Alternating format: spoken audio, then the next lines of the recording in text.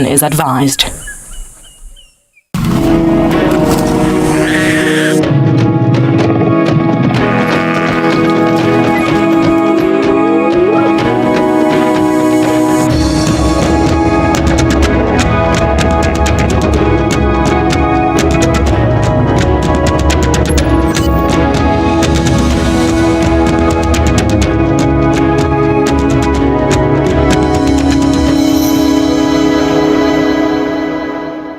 Good afternoon, everybody. Welcome to our sunset drive this afternoon on a beautiful, beautiful warm day here at Djuma Private Game Reserve in the world-renowned Sabi Sands, South Africa.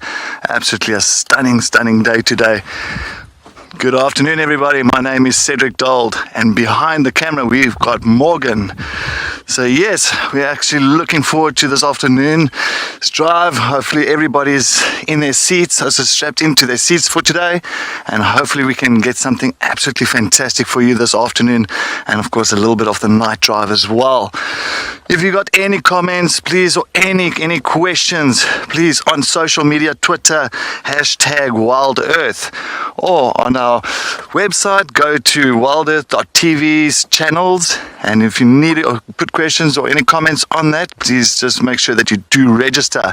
And anybody under the age of 18, please go and send us or pop us an email at kidsquestions@wildearth.tv. Please send those comments and questions to us for the day, so keep us entertained and let us teach you, and you guys can teach us, and we can enjoy this entire day, the sunset drive with everybody here today.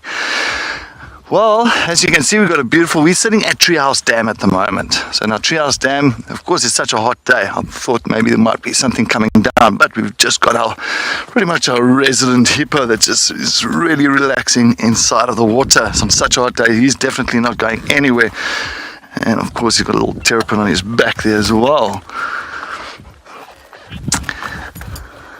But yeah, while we sit here at Treehouse Dam, let's go take a look at the weather at our certain locations.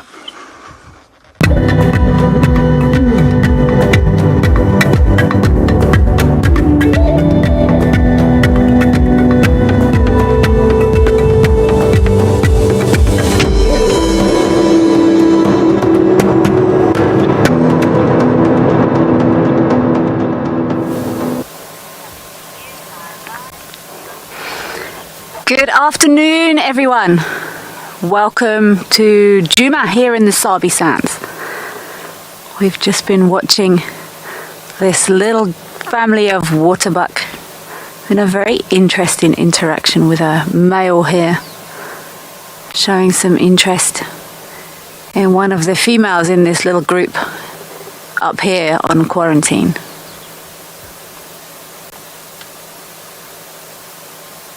He was sniffing. I think he was testing to see if she was maybe in estrus. Not a bad breeding time for these waterbuck. My name's Kelly. I'm going to be your guide this afternoon. And with me on camera this afternoon is Gert, who I will refer to as G from now on, because I struggle with the G a little bit. This afternoon, I think it's really good to be back here in Djuma. I think I'm going to maybe spend some time checking the cut lines. I don't think we've had any lions on the property for a little while. So while the cut lines aren't the most attractive place to start, it's a good way to try and work out who is in and who is out. These waterbuck have all just laid down actually in the last sort of 10 minutes or so. This nice big male was sniffing with the female, and there's also some youngsters in this group, and they all just had a little lay down in the shade there. These waterbuck, they're very water dependent and actually have less tolerance to dehydration than cattle do. Kim, let's go. Let's see what's happening out here this afternoon. It's always so exciting if you've been away for a little while. Look at these waterbuck just having a little bit of an interaction here. It's always really nice if you've been away from a property for a while too, and you do get a feel for a property when you've been here for a little while. You get a feel for a property, you get a feel for animal movements. And if you're away for a little while, then everything does change. So I'm really excited about seeing what's been happening. From what I can gather, there's been some super exciting interactions here in the last couple of weeks. So I'm excited to be back and find out who's been where, doing what with who. The grass has actually really changed colour in the last 10 days. Winter is just around the corner. So I'm going to carry on. I'm going to maybe make my way across to the cut lines, maybe Buffles Hook Dam. And in the meantime, I'm going to send you across to the lovely Tess, who's with us this afternoon on Dam Cam.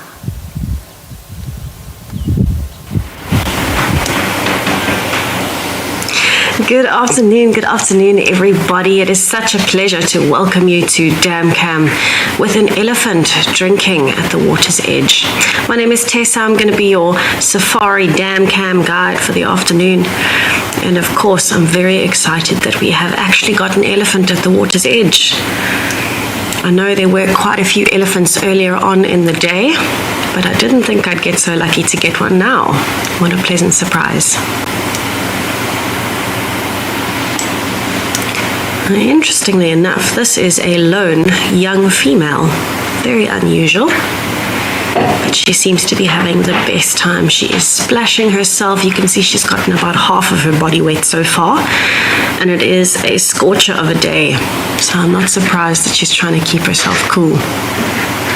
The wind has picked up nicely though, so if you do see the camera moving in strange ways, it's probably the tree blowing around.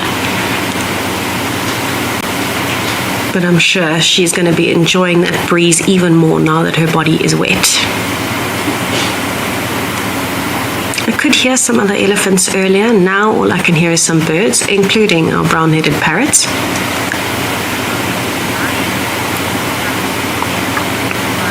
But I am hoping that she sticks around for a while, because this is what I want to be doing, watching this elephant.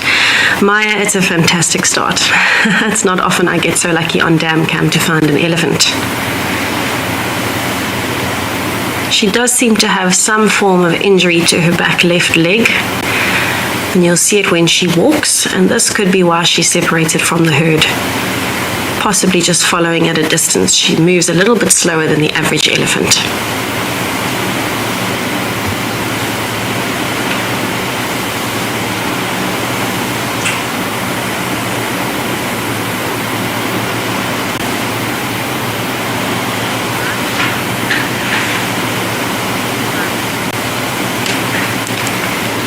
Tyler, the rest of the herd will probably be somewhere in the distance. It could very well be the same herd that came down to drink earlier. And so possibly she's just following behind. So I do keep zooming out every now and then just to make sure that she is in fact the only one. But I would think they've gone towards a drainage line. It's quite hot. It's the heat of the day at the moment, which means that it's going to be quite tough for elephants to stay cool. And so that's probably why she's a little bit further behind. Now it's her chance to cool down, have a drink of water, and then she'll catch up again by moving into the thickets of the drainage line. It doesn't look like it's a life-threatening injury at this point. I think she's just slower than the other elephants, and that's okay. She'll adapt to that. You can see how the lights just changed. There's quite a few clouds building up in the sky. So as soon as the sun pokes out, we get that golden light. So I'm going to stay and watch her. She looks as though she might be here for a while, and hopefully I'll get to see her splashing herself again soon.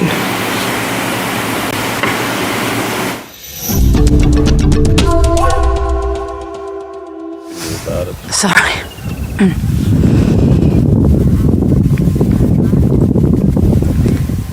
So we've just stopped here on the road. This emerald spotted wood dove, and oh, there we go, just come back into the sun. Emerald spotted wood dove has just walked into the shade, but if this dove walks into the sunlight, you will see these beautiful emerald green panels on its wings, but it's going to go into the grass, as birds so often do. Doves have actually got a very distinctive walking pattern. You can tell dove tracks on roads if you see them in the sand. They sort of form an S shape. The phrase pigeon toe, there we go, back on the road. They actually walk in a sort of S pattern on the road, and he's walking there looking for seeds. And often people say, oh, you know, doves, you know, it's just a dove. They're actually very cool little birds. This dove is beautiful with his emerald green wing panels. He's picking up seeds there.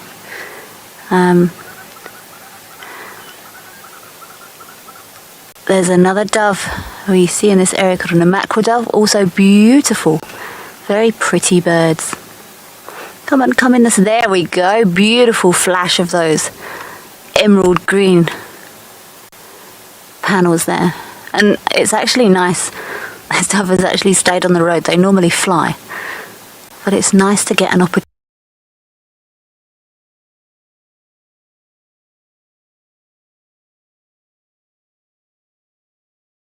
Things great if you take the time to just stop and look. Nature gives beautiful rewards.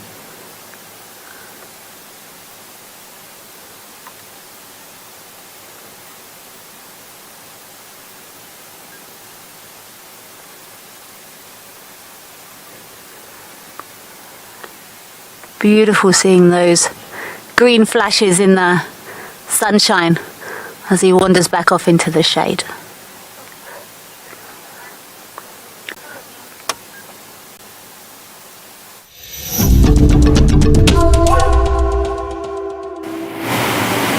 Isn't this the best news? We've got 2 more elephants that have come down to join her. And it looks as though it might be a mother and her calf, and maybe that might mean that this young female is an older calf to the same mother. Maybe they're staying close together.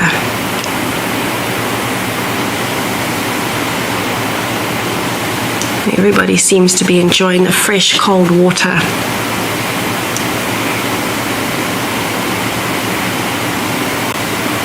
You can actually see that female is really enjoying splashing herself there.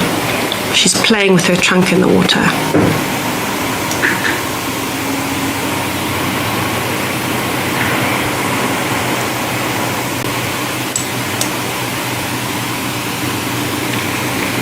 Now, interestingly enough, you'll notice that this big female, she's wet behind her ears but not on the rest of her body. Now, this is very typical elephant behavior. Because that's the quickest way to cool down, what elephants like to do is, as they approach the water, have a quick sip, wet the backs of their ears, and then quench their thirst. ABS, yes, absolutely. Elephants will go into the water if there's a hippo. You can see that other female is now starting to swim. And usually there is a hippo here, but elephants are not threatened by hippos because they are so much bigger than hippos. These females do not have to worry about hippos in the water. If, however, there was a very young elephant calf that got maybe too close to a territorial bull, you might have a slightly different story, but the mothers usually do not let that happen. So there's not too much to worry about.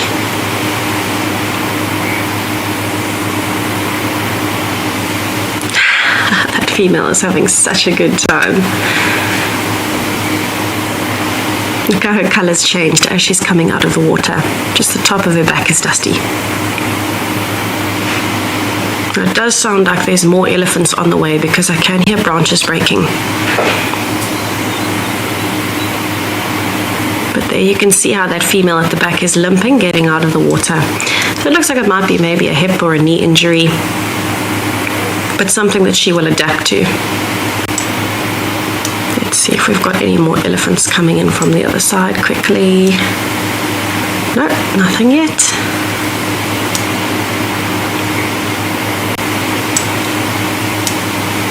Sounds like they're feeding right next to the camera.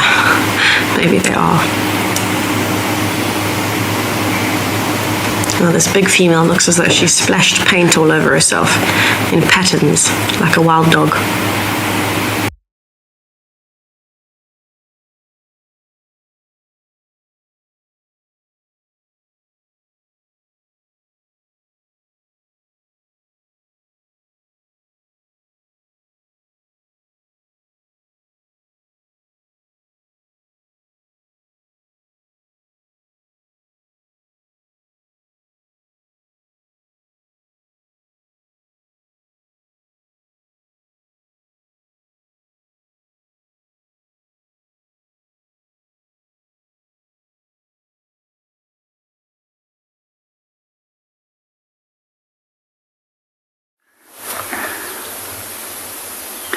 Good afternoon and welcome to Eco Training Brylands. We are in Global Dam at the moment and we came to follow up on elephants. So far this afternoon there was one herd after the other that came in to come and have a drink. The last elephant bull unfortunately just left a few minutes ago, but I'm sure that there will still be quite a few of them that will make their way here. So my name is JP LaRue and behind the camera is Craig.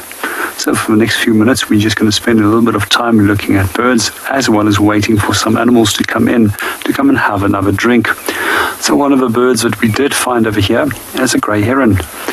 And over the last few, watching him how he's been mobbed by the two blacksmith lapwings. Just a little bit further away from him, there's also two little red-billed teals, which came here some 5 days ago. Also a bird species I've never seen before at Pridelands. Unfortunately, these two teals also quite often venture a little bit too close to the check of the blacksmith lapwing, and they too get mobbed and attacked. For those of you that are first-time viewers with lapwings, we actually find that they've got well-developed spurs, which are sharp little edges on the leading edge of their wing, which they can use as a defensive weapon.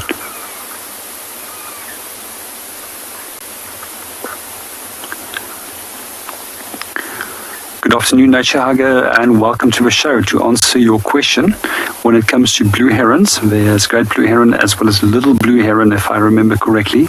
And of those two species, we only have little blue heron that has been recorded as a rarity in South Africa. And that was probably one of the first birds I actually ever went to go and twitch somewhere in 2000 or 2001, just after I started guiding. And a grey heron is a totally different species, which is unrelated to it. Although they do appear very similar in appearance, with little blue heron as well as great blue heron, you'll actually see that they actually are quite polymorphic. They have got a number of different plumage patterns. And the last time I've actually seen was in Barbados or Antigua, and that was probably in 2004. So the other two obviously don't come forth over here, so it's therefore very easy to separate the two, the three different birds from one another. There's a few things that we can just maybe share about herons while we are talking about them. There's a wide range of different sized herons. All have a number of different strategies when it comes to hunting.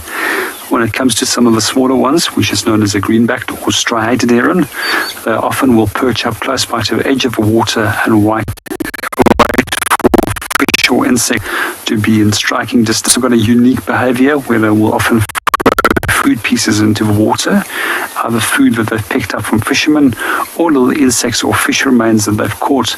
And once that fish is in striking distance, then they will catch it as well. With the larger species, they tend to be a little bit more patient and they wait for the fish to come to them.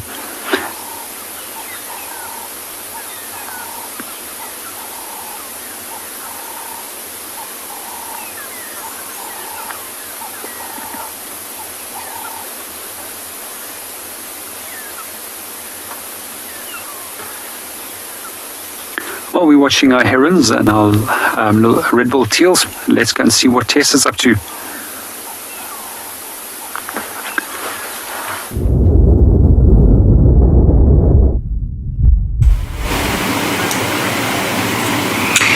Birding, an amazing thing to do in the afternoons, especially around a water hole, so I'm feeling very lucky. We have got some more elephants that have joined the family, which is fantastic news. Everyone seems to be splitting up and enjoying a little bit of greenery on the water's edge.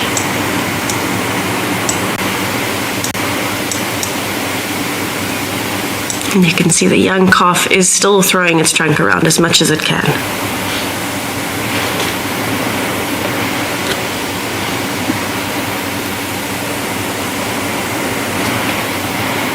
Got a branch of some sort, so it keeps throwing it over its head.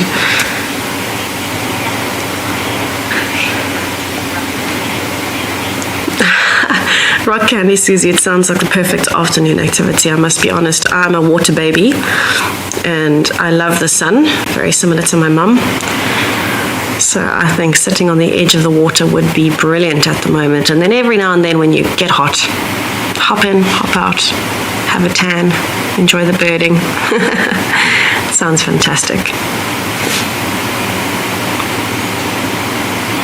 Let's just zoom out a little bit and have a look where the others are. I think that 2 of the youngsters have moved off to the top.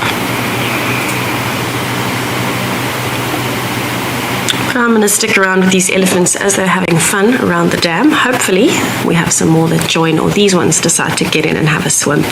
But let's head over to Kelly and see if she can have any luck with some elephants. I've asked for a link.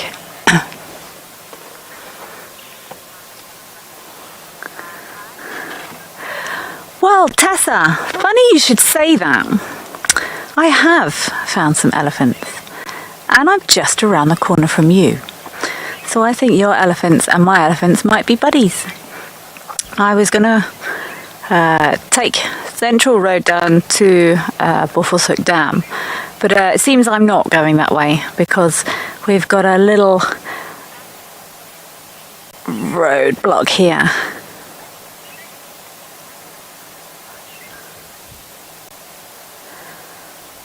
The last thing I want to do is interrupt these elephants. They've found a nice shady spot. And you'll see they've got the little ones here surrounded by the adults. I think there's a very small one in the middle there. But this guy who's looking at us face on, it's quite difficult to see. You wouldn't think it would be difficult to pick elephants out in the middle of a road. But because they're in the shade here, it's quite difficult to pick out individuals. But this little oakie at the front here, I don't normally see elephants rest with their ears wide open like this. And we've been sitting here for a little while. And he's going to move them now. He's had his ears just flopped the whole time we've been sitting here. And it's probably a way to help with heat distribution. So anything with a larger surface area is able to dissipate heat more easily. So I think he's probably got those ears open. Oh, we're going to start. Oh, he's waking up a bit now. There we go. He's been fast asleep, not moving the whole time we've been sitting here. It looks like they're maybe going to start getting active now. Samantha, best type of roadblock. It certainly is. As long as you're not blocked in at either end, which we are fortunately not. But yeah, I won't be taking this route to Buffelshoek Down now. There's no way I would want to interrupt these animals while they're snoozing in the shade. It looks like they're just starting to feed now. It's actually quite strange. They were stood doing absolutely nothing, which is quite unusual for elephants. They've got a huge body mass. They need to feed lots to sustain those great big bodies. And it looks like the 2 on the right are just starting to feed on that. I think it's a guarri now. That female with her head closest to the right there, she was just standing there and she just sort of popped the branch in between her tusks and lowered it like she was sort of hiding or something. But maybe she was just, yeah, she's feeding on that nicely now. So nice that we haven't disturbed these elephants. I'm going to be carrying on and see if we can find an alternative route.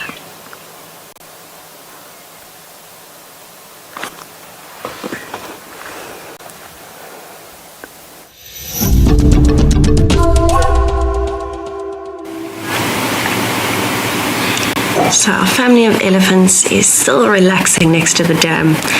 And while we've got such a stunning scene and we've got beautiful birds calling in the background, let's just take a minute to have a listen and appreciate some of those sounds while our elephants relax.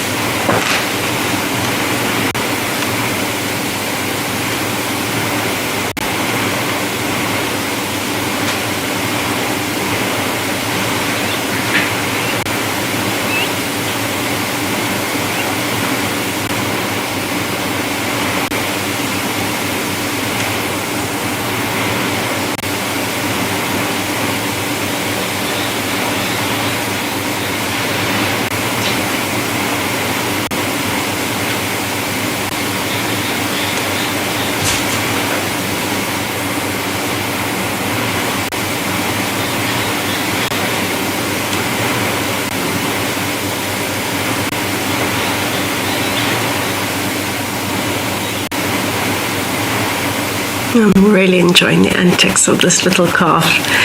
It's having the best time chasing every bird it can find. Starlings, lapwings. Adorable. I'm excited to see how long they stay here, and hopefully they'll be here for a while because that wind is keeping them cool enough to stay in the sun right at the water's edge. I think it's going to be a very lovely afternoon considering the start we've had.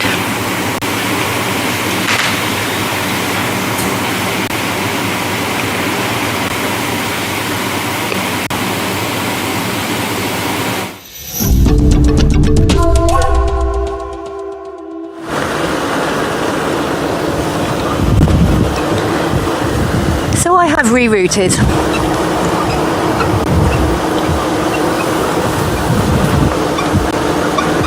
It does look like there's been a lot of elephant activity in the area recently. Lots of fresh tracks, lots of fresh dung. I actually drove over a spot earlier there. It looked like there'd been a little baby elephant asleep on the road there. So there's certainly plenty of elephant activity around here. I'm gonna take a slightly different route to the north. And I've been hearing there's been lots of leopards around. Well, which animals do elephants feel threatened by? Here we go with my non-committal answers again. It depends. A big, musty bull elephant is not going to feel threatened by anything at all. He's big, he's strong. Other than another slightly bigger, mustier bull elephant, he doesn't have a care in the world. Breeding herds, if they've got young babies, they will chase, well, elephants will chase anything, but they will feel threatened by lions, and as such, the adults will chase them away. They will chase leopards, hyenas. They will chase most predators, but to be honest, there has been cases of lions killing elephants, but normally not adult elephants. So breeding herds will feel threatened by some of the predators, or even maybe rhino. I've seen elephants chase rhino away from them or away from water points, but I think rather than an actual fear of death, it's just because they want the space to themselves. So that was the long answer. Short answer, not much. Elephants, obviously the biggest land mammal on Earth. There's not much that could take on an adult elephant, apart of course from humans, sadly. But in the natural world, not much. Everyone and everything gives way to an elephant. People say lions are the king of the jungle. Ha! In my book, it's elephants.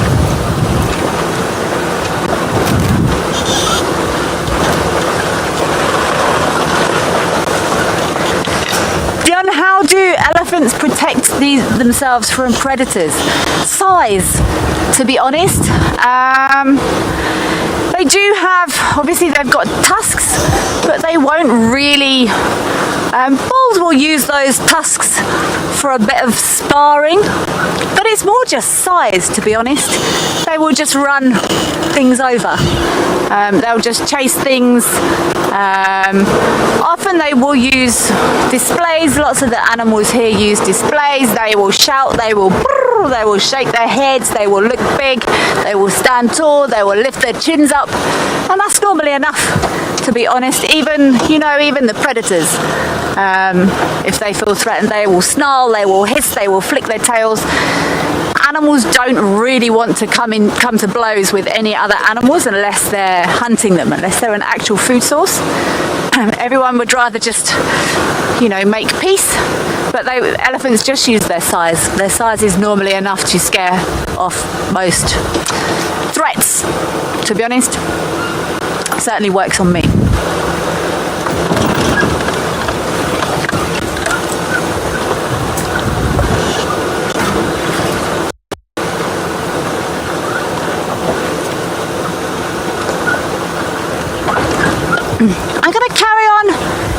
busy trying to pick my way towards Buffalo Hook Dam, and I'm going to send you over to Cedric, who's also, I think, at one of the dams.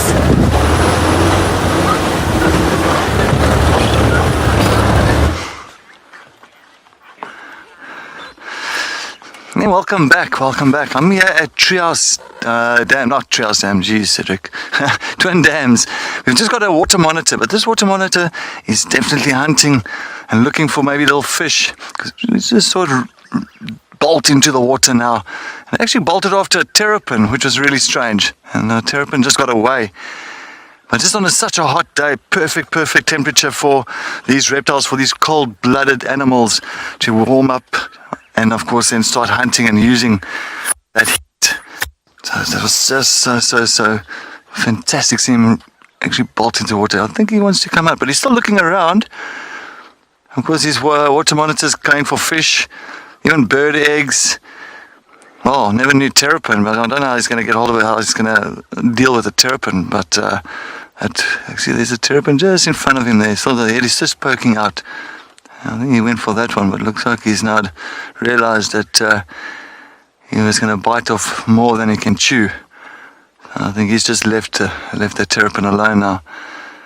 So this is such a perfect day for the rock monitors, the water monitors, your snakes, anything that's really cold-blooded to really heat up their body and heat up the blood.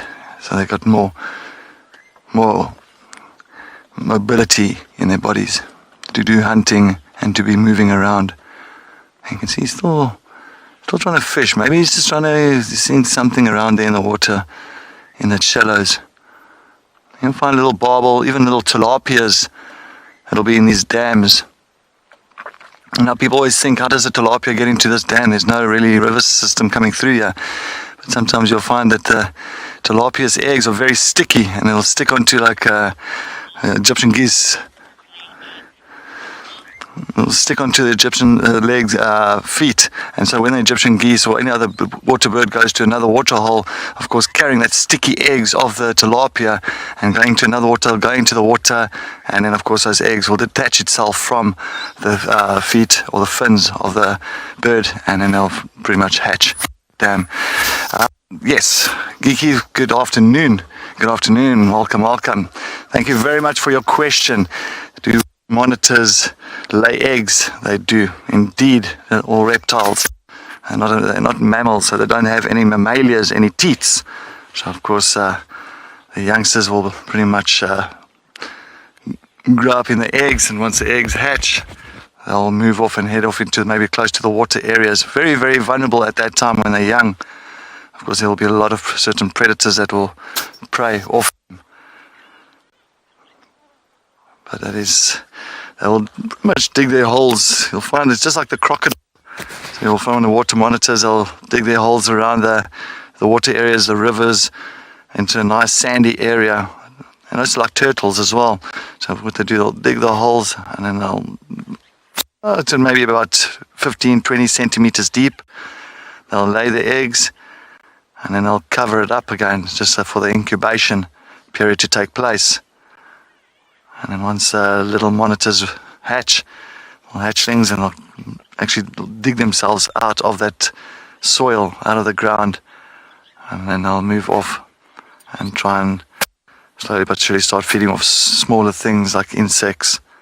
So they'll start off with very small insects and all that, like grasshoppers, crickets, even little water skates or pond skaters, water insects. So yeah, it's very much a process.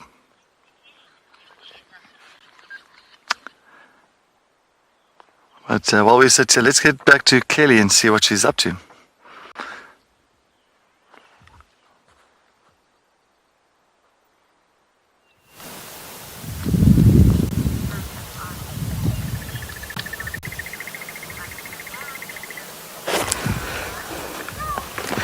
I've just stopped here at this pan and I'm shocked at how quickly this has actually dried up. It's crazy how fast at the end of the rainy season these little seasonal pans dry up. I was actually talking to Cedric. We were having a chat about really nice mud wallows earlier on today, and I think this is an absolute gem at the moment, just here around the junction Twin Dams Road and Vulture's Nest. There's a little, I don't know if you'll get that, there's a little butterfly floating around in there. You often find butterflies and they will use moisture here.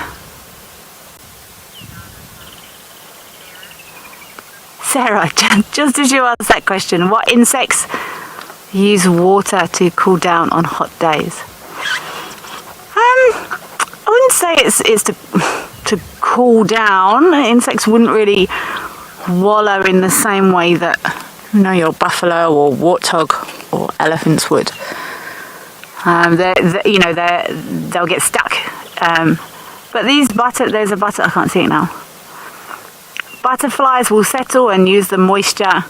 Some insects will actually bury themselves in the mud, and they're able to survive if the mud dries. And then when these pans reform in the rainy season, the eggs will hatch, come back to life, and that's actually part of their life cycle. Also, I think it's African bullfrogs. There's actually a few species that use the mud like this. They will use the mud pans in that way. Great place to look for tracks as well sometimes. Fascinating little spots. Anyway, I'm going to send you back to Tess, who I think has still got some elephants there at Dam Cam.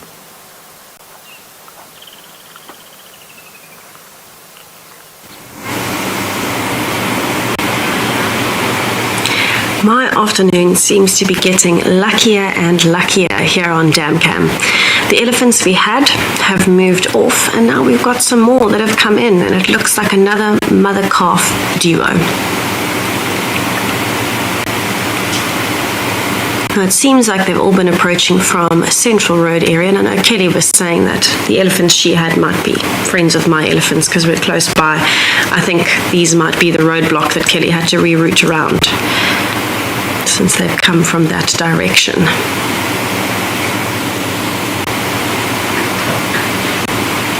Now, luckily, Gowrie Dam is quite full, but like Kelly says, the pans are drying up pretty quickly, and we are concerned that we're gonna have hardly any water this winter, but we will see how it goes.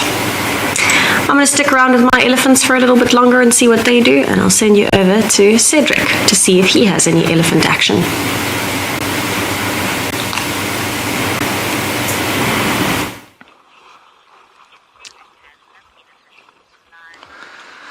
Yes, welcome back. Still at Twin Dams. Can you believe, see how quickly things changed? I was sitting here for maybe 5-10 minutes, and the next moment all these elephants just came down to drink. It's such an elephant afternoon. So nice. Tess has got elephants. I've got elephants. Everybody's just got elephants.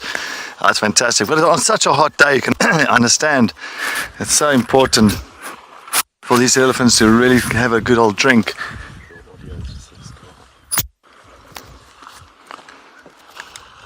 But I can see them all walking around, trying to get a nice little spot to drink.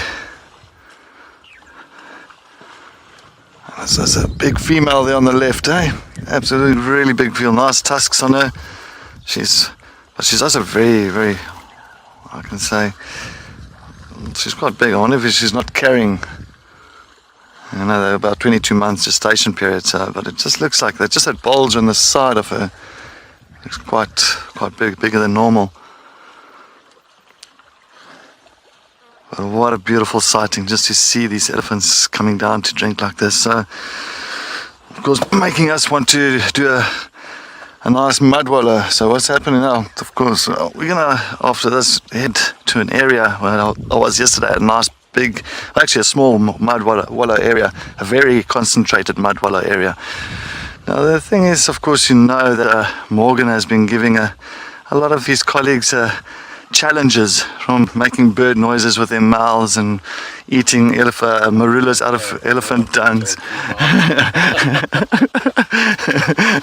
So yes, so I'm just wondering now, think after this, we're going to head into that area with a nice concentrated mud that I picked up on yesterday, that nice wallow area. We're going to see if Morgan is going to give it a bit of a try. I might join you. I think we'll go take a look. We'll see how pasty it is and all that. And in this heat, I think it might actually help us, just like the elephants. I think it might just give us a bit of a coolant and maybe also remove the parasites if we've got any parasites on us. It's time for a swim here after. He'll just go for a swim. Yeah, Morgan says for sure he'll just go for a swim in the Twin Dams. Jane, it is. Look, it's not clean for them to drink, but you'll find out the elephants actually, they don't like this sediment. They're very fussy drinkers. So you'll find that they actually just slip the water, the clean water that's just on the surface of the dam itself. They don't put their trunks right in, so they don't want to suck up that sediment. So they'll try and get more of the cleaner water on top. So you'll even see sometimes they stir it around, or when they pick it up, they actually squirt a little bit out and then drink.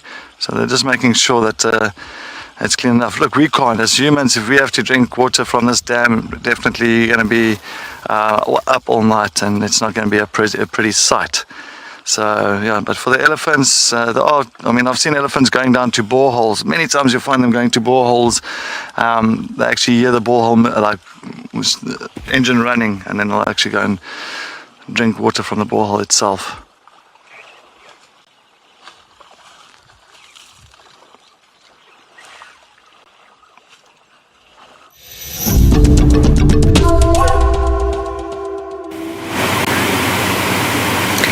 We have definitely got an elephant day for the books. It seems like everybody is finding elephants.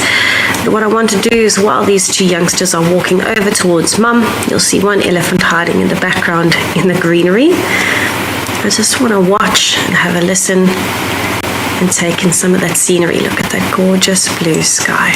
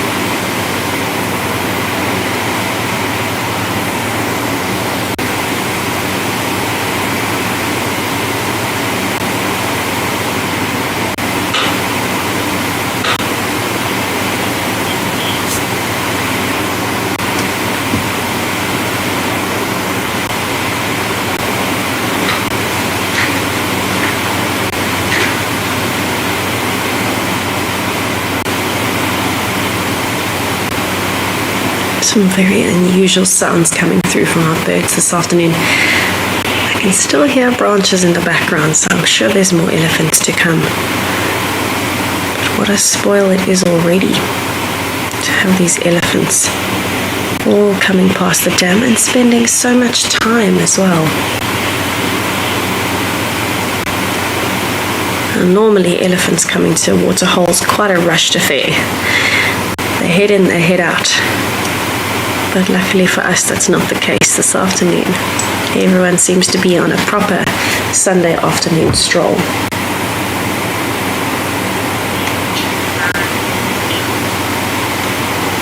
Very lucky day.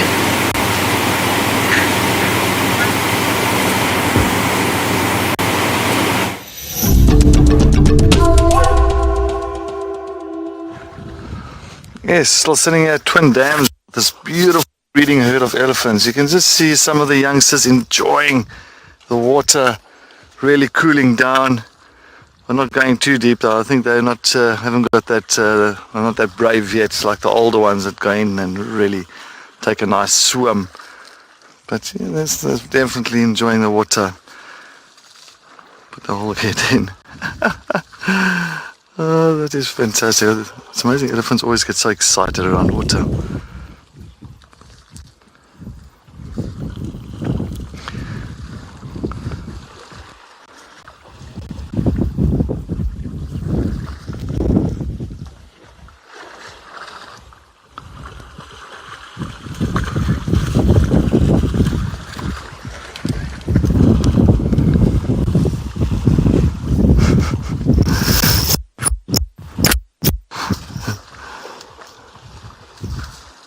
There we go.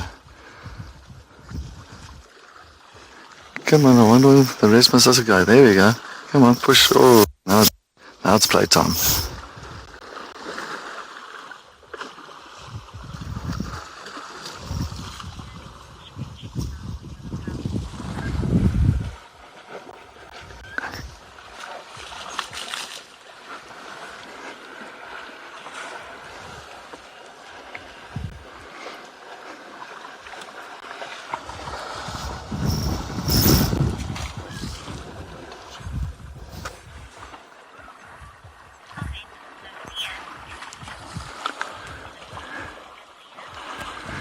Sophia, good afternoon. Definitely a pool party.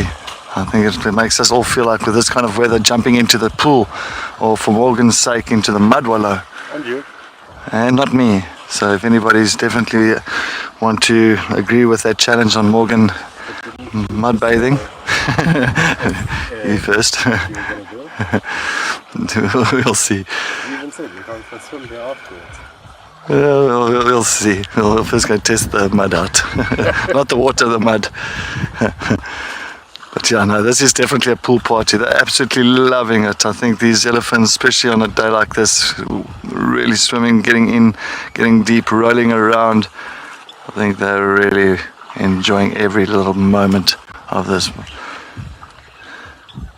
I actually would love to see this entire herd. There's about 11, 12 of them here. I'd love to see the entire herd just going into this dam and having a great time.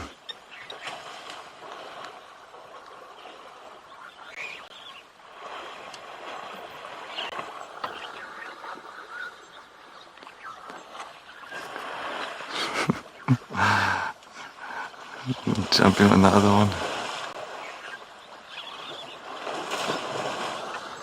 See how she kicks that back legs of hers and kicking that water all over her hind area.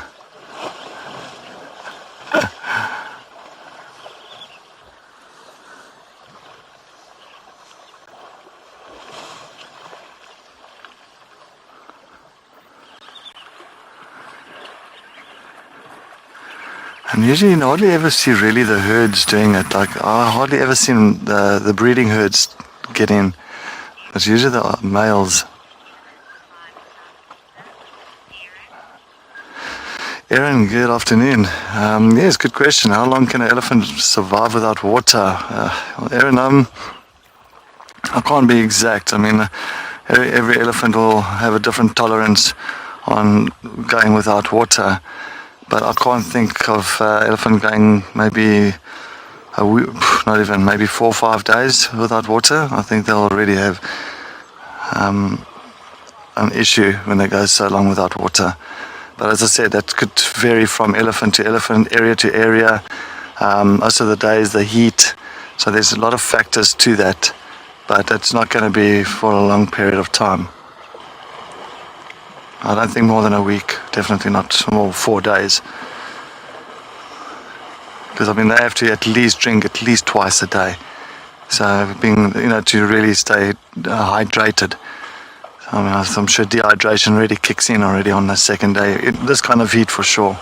On this kind of day, with this heat of 33, 34 degrees Celsius, you'll find it'll be a bit of a tough one for them, even managing more than 4 days without water.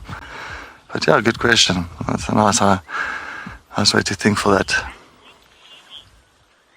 Alright, well, as elephants move off and all that, and Morgan and myself are going to move on to the mud wallow, let's head off to Kelly and see what she's up to.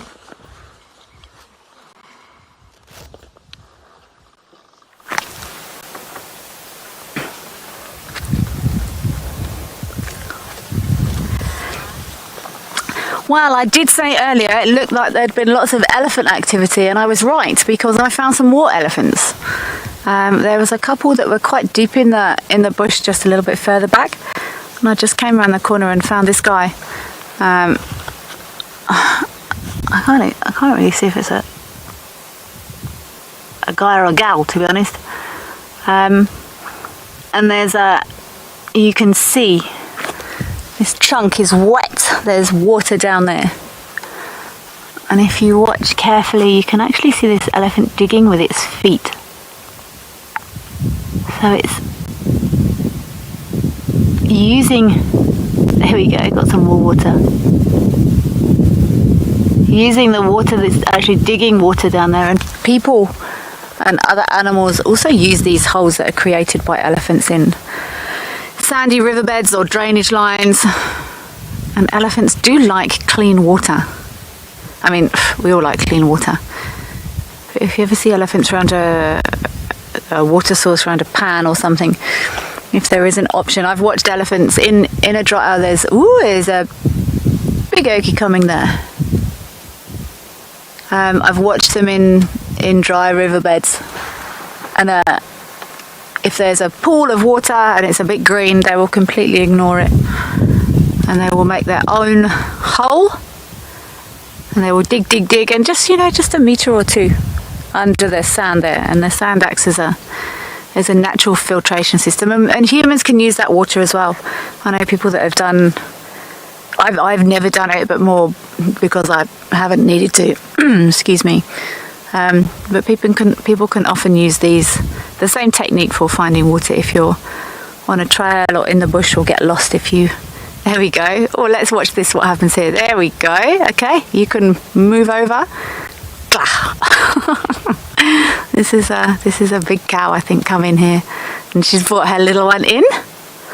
See how the elephant shoved the other one out of the way. My turn.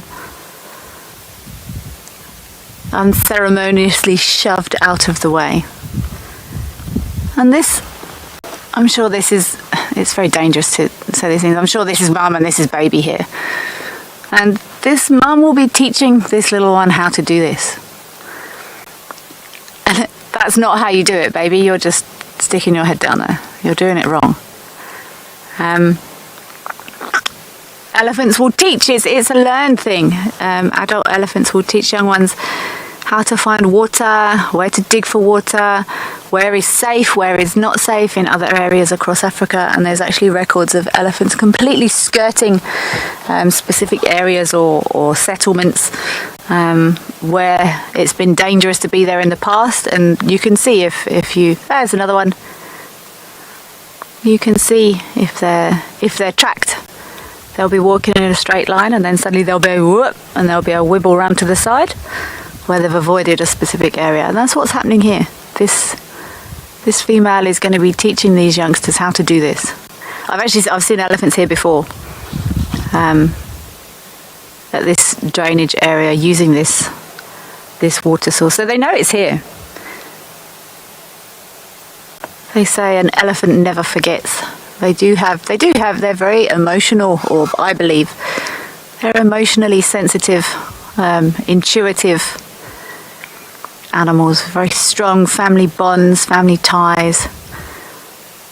And if you spend time watching elephants interact, how they come to water, how they leave water, how they move through the bush when they're feeding, you can see the close bonds and interactions that take place in animal life. That other one that got pushed out of the way has gone around the back now. It's having a bit of a sulk.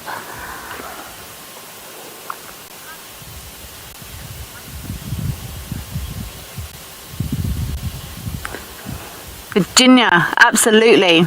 What a special thing to be doing and to be watching as well. These elephants, you can see her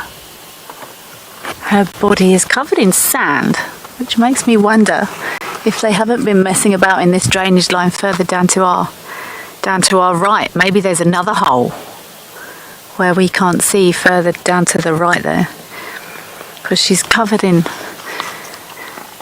sand. I'm not sure if Cedric or Tessa have seen this afternoon. I know we've all been watching elephants near water. Often they will go for a drink, and I think Tess said her elephants had a little swim. Many times I've watched elephants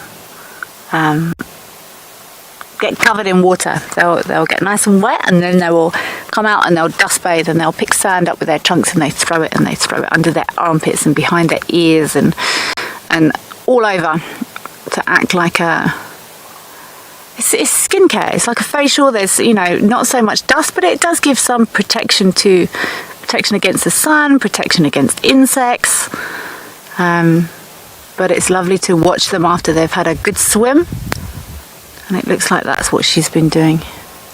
She could have, it's not impossible that elephants would lay down to cover themselves with sand, but normally when they're adults, they will normally rather thrive. It's not easy to get up when you're this big. Lovely little scene here of Mum teaching little ones how it's done.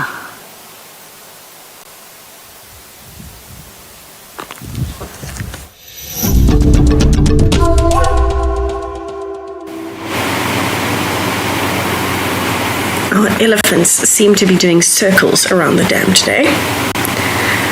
These are part of the first group that came and they've done a big loop around the dam and now they are back and seem to be feeding. We're now on the clearings for Twin Dams Road with the junction at the dam. And it looks as though they're slowly heading back towards the drainage line. Now you can hear them feeding, you can hear the branches moving, you can hear the parrots calling in the background. Let's have a listen and watch as they disappear.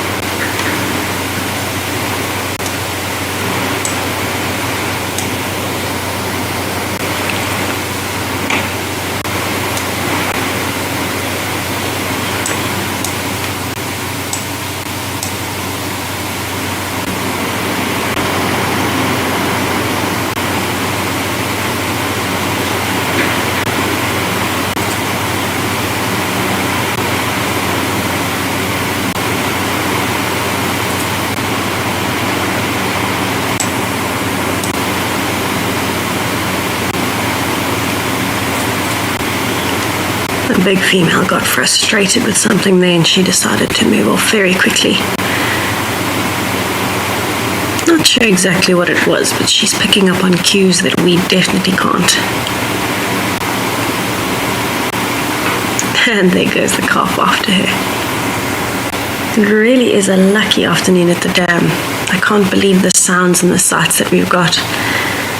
And it's only 4:30 p.m. here in South Africa. It's still early. It must be a Dam Cam lucky day.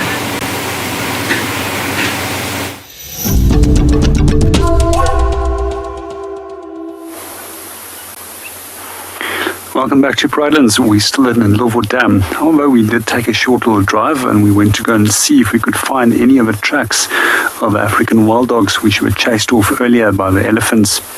As we did come back to the dam, there was 2 elephant bulls that approached and they are now having a drink. We've also got a small group of helmeted guinea fowls which is directly in front of them.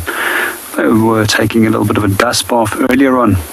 We often will see that they are stopping at all the elephant dung piles and scratching them open for insects. We do find that guinea fowls quite often will feed on insects more often than on grain. However, they do take a large amount of grain as well.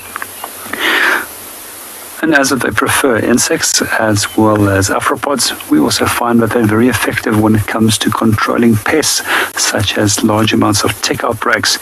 Therefore, it's one of the reasons why guinea fowls have been imported into a number of areas in Europe, as well as in the United States of America, to areas where there's high Lyme's disease outbreaks to curb this disease, as they will feed on the ticks.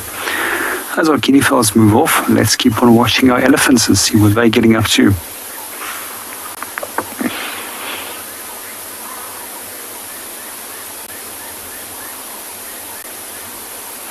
It's just amazing to see how many elephants was at this dam. Earlier on, there was a breeding herd of well over 40 individuals that came to have a quick little visit.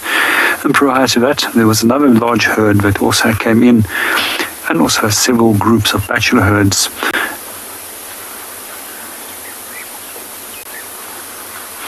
It's been an incredibly warm day so far, and the temperatures is well above in the 30s. And we also find that it's particularly humid, and it does look if we also are going to have a thunderstorm a little bit later on this afternoon. And it's no surprise that all these animals are popping into the dam to come and quench their thirst.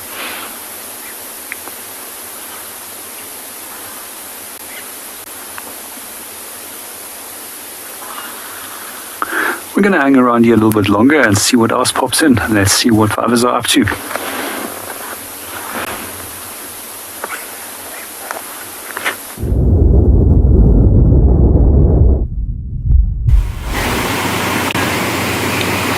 We have progressed to scratching on trees now.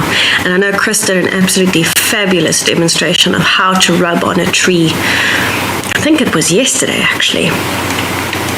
But it seems as though now that the elephants are having a lovely time, they've gotten themselves nice and muddy, now it's time to rub on the trees, getting all those itches out, scratching off some of the dried mud if there is any left, and of course moving around in the clearings on the opposite sides of the dam. It's even scratching against its own leg there.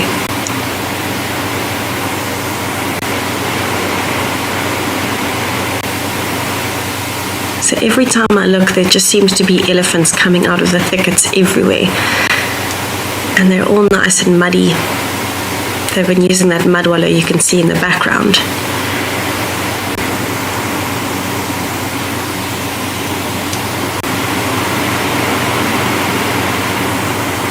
There's also probably a little bit of water where the elephant has disappeared here on the grass line.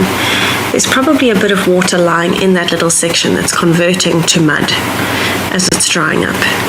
And so that seems to be where all the elephants have disappeared and then emerged out of nowhere. You can just see a little bit of movement. But while they are there, let me show you the scratching tree.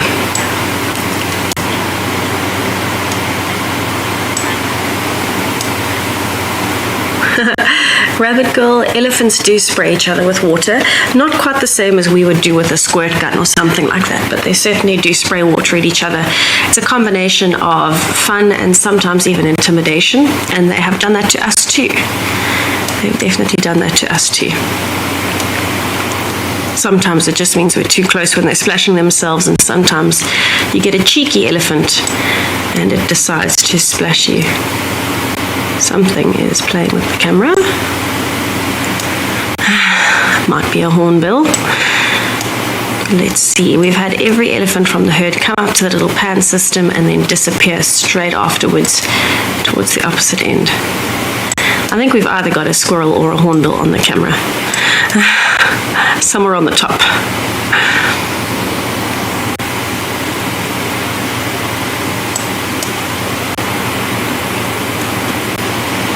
Oh, you can't even see their tusks anymore. They're so muddy. That's amazing.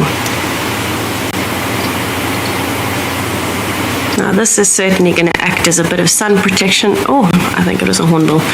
And pest protection. Things like ticks and flies. And a lovely way to keep cool. And I hear there was something on the wind about Morgan having a mud wallow. I don't know if I was mistaken on that, but I'm fairly sure I heard Cedric say that. Anyway, I'm going to follow my elephants as they are moving back through the scap, and I'm going to send you back over to Kelly. Lovely to have you back, Kelly.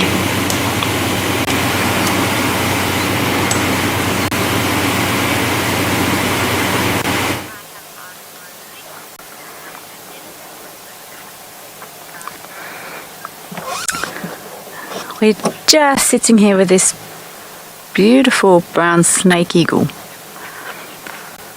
It can be fairly easy to tell the snake eagles because they're not technically true eagles. They've got naked legs. One of the signs of a true eagle is feathering all the way down their legs and to their feet. And these snake eagles, they will often stand on a perch like this and watch for their food. They will feed often on snakes, as the name suggests. Even mambas, they'll feed on snakes up to 2 meters, and these aren't big birds. They're not one of the bigger eagles here. They're only up to about 2 kilograms maximum wingspan of no more than 1.8 meters. So that's a big one. Imagine this bird feeding on a snake bigger than its total wingspan is, which they do. They'll also feed on other reptiles, and they will often hunt from a perch. They'll see something to eat, and they will fly down from the perch, and they crush it with strong. Yay! Gone.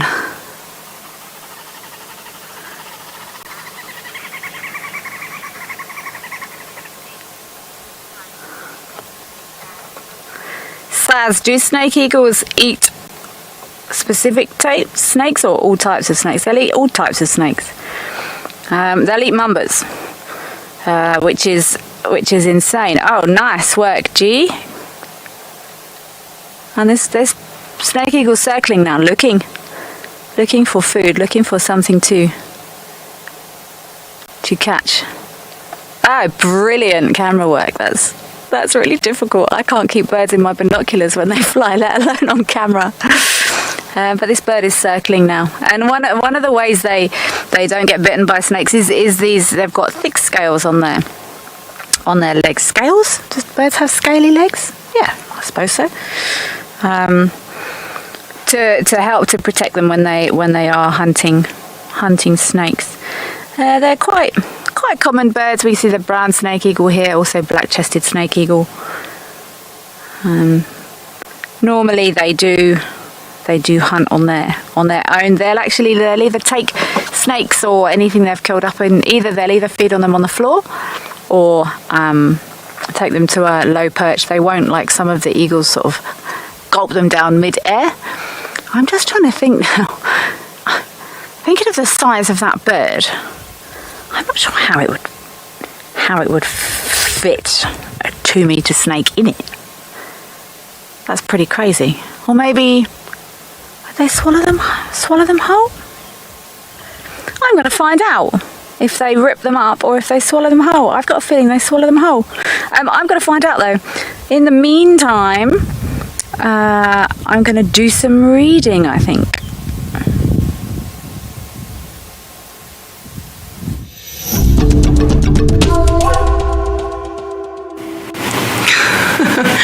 Kelly and I seem to be having a very similar afternoon this afternoon, except for the fact that she's in the open air and I am not. I've got a brown snake eagle right at the top of one of the dead trees, far in the distance of the dam, and some beautiful cloud cover behind. And of course, as usual, a wealth of sounds around us. It has been being mobbed by the odd bird, things like fork-tailed drongos and starlings. But there's a great opportunity for us to just watch a bit of the weather building up in the background, listen to the sounds, and watch what the eagle does. It has been preening and sunning itself.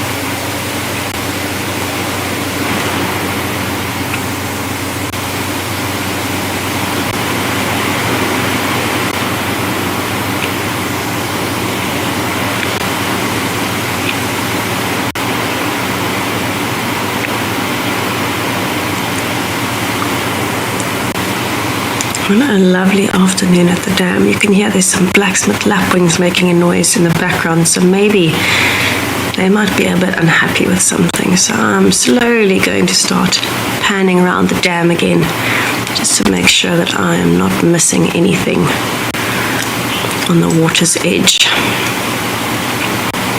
Look at that lovely weather day.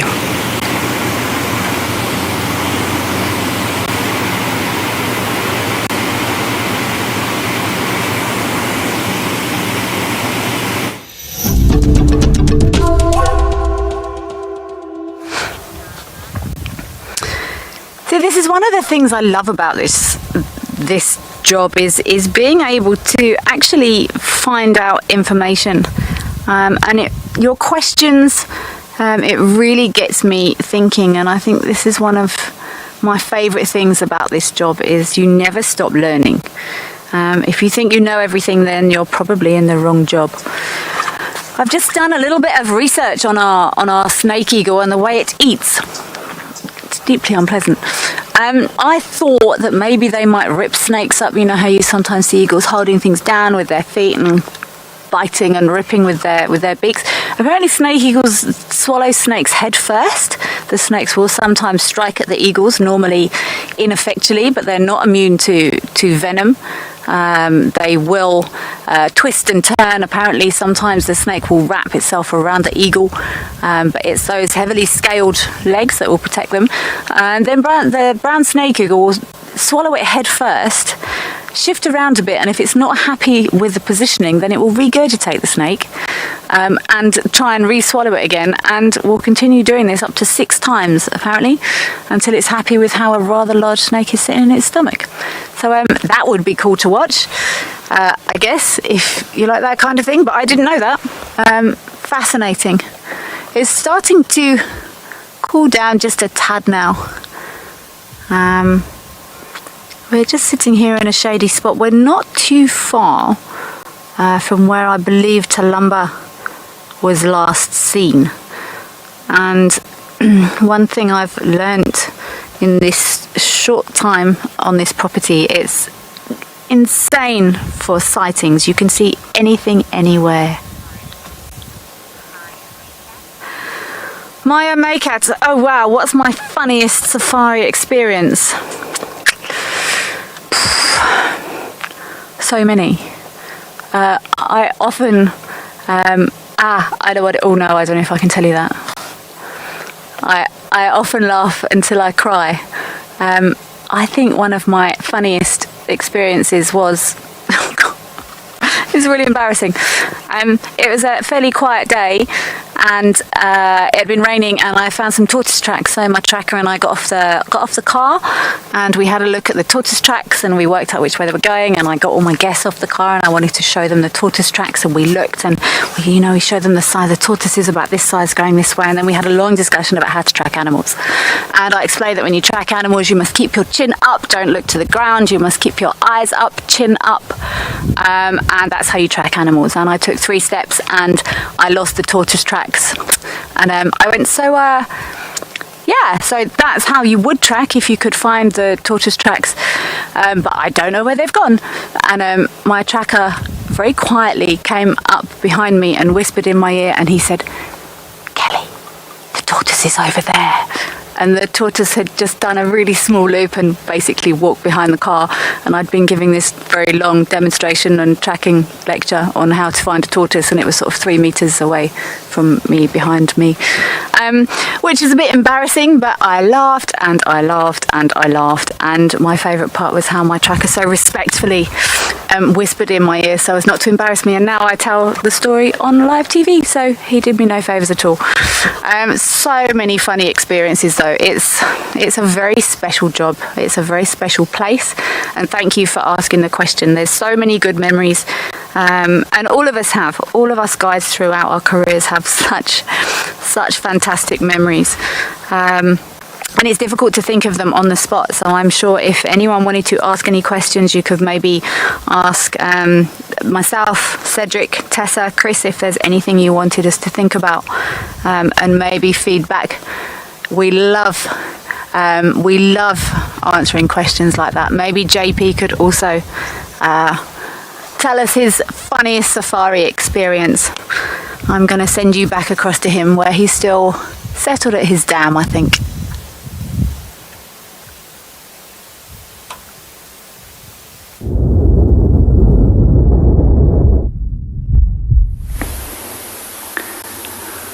Good afternoon and welcome back to Pridelands. And to answer Kelly's question, what is my funniest safari experience, was probably the first safari I was ever done. They didn't give me a map. They gave me a rifle and a vehicle full of guests, and I got seriously lost. At least I made it back before 12 o'clock that night. I actually thought they were going to fire me. But yeah, the next day they had a big laugh at me and they said, well, there you go. And from tomorrow on, you're learning roads. This was just a little bit of a test to put you through to see what you can do in terms of dealing with pressure. However, as a guide since then, I've actually learned that I do believe in a good induction program. And whenever I've worked with guides as well as with backups that work for me, I make sure that they get inducted. And once they've had a good induction program, then I allow them to go out on the roads. I also make them learn all the road maps and make sure that they know every single road and every important point on that map when they go and drive in a specific area. I think it's very important that you know at all times where you are, as well as that you know which important points are there on a map. And the reason is twofold. One is for safety purposes, and the other is when you have to call in a sighting. And these days, I see guides are getting incredibly lazy and they're WhatsApping and throwing pin drops to one another. While we in the olden days used to have a radio, or still radio in the location of an animal. And generally when it does come into radio procedures, there's a few things I can share with you that you must always call in. Firstly, you need to call in the species, what it is. And we'll find that some lodges will actually refer to the animal by African name. However, in most professional outfits, we just simply refer to the word in English, as that we don't want to cry and fool our guests in any way. When it comes to the second part of that, is we also want to refer to species composition, and that will be male, female, as well as numbers and composition of young animals which will be inside the group. If you do know the specific pride or animal group, if it's known from that region, you can also use the name. You also want to include if it's stationary or mobile. So those are some of the other things that you will put into it. And you want to include the closest point of access, and that's where that map and the knowledge of your area becomes very important. If they are mobile, you also need to be able to tell if they're mobile in a northerly, southerly, easterly or westerly direction. And you also can then use your knowledge in terms of roads and access points to call in other stations to the closest possible point where those animals might actually be heading towards. We're going to sit around a little bit longer. There was another elephant or two that looked like if they did want to come in for a drink. I'm also still really hoping that the wild dogs will come back.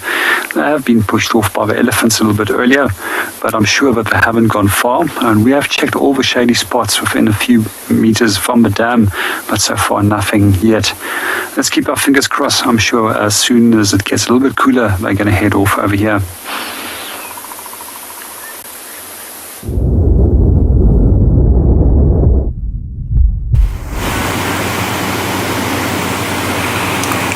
It is a very lucky afternoon on dams this afternoon, it seems. I can still see glimpses of elephants very far in the distance around Gari Dam, but I'm actually looking for terrapins because when I sat down for dam cam, just in this little corner where you can see that kind of corner cutting into the dam and then a bulb of water or a bulge of water going out back to the left, we had two terrapins, one on top of the other, and I know Cedric had a terrapin on top of a hippo earlier, so it seems to be a terrapin day as well. But I think with the elephants activity, they have kind of moved off. And I was really hoping I could show that to you because it was a smaller terrapin on top of a larger terrapin, just relaxing in the sun. And it's always entertaining to see what they do. They seem like slow creatures, but they can move at speed. And so I'm thinking those elephants may have chased them away. There were also one or two around the little pan system, the pumped pan, but it seems that they disappeared from the elephant's feet as well. So the light is being quite tricky this afternoon on dam cam. With all the cloud cover coming in, the light is changing every few minutes as the sun is peeking out from behind the clouds. And so it does make it a bit challenging to easily identify things in the distance, but we are doing what we can. You can see there's still quite a bit of shade being cast because the sun is still quite high up. I have had a glimpse of a brown snake eagle. I believe it is still sitting in the tree. And I have also been looking for my brown-headed parrot nest with our pair of parrots. And so that's what I've been scanning for. I did see them earlier, and then we got distracted by the elephants. Whoopsie. But they have been in and out of the nest this afternoon. This is the direction the elephants disappeared in. They seem to have left. And that's totally fine. I'm not seeing any movement on that branch, but I'm sure soon enough we will have some parrots joining the party. Again, the light is being quite tricky. In fact, the light has been so tricky that at one point earlier I saw a whole new nest on the tree that I didn't know existed, because the light's always been quite bad. But it's a perfectly rounded whole nest. You can actually see it there. And I had not noticed it before because the light is always quite tricky, especially in the mornings. I'm normally on dam cam in the mornings. And in the afternoons we've had load shedding, if you're not familiar with that. It's a very common South African practice. And it means that we have no power to the dam cam. But you can hear quite a lot of Birchall starlings calling.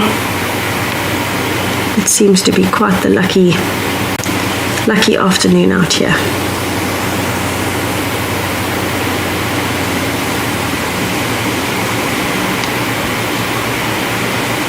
Well, the easiest way to spot the movement here is just to wait for a head to pop out of the tree, or hopefully you'll see a shape as it's landed on the branch.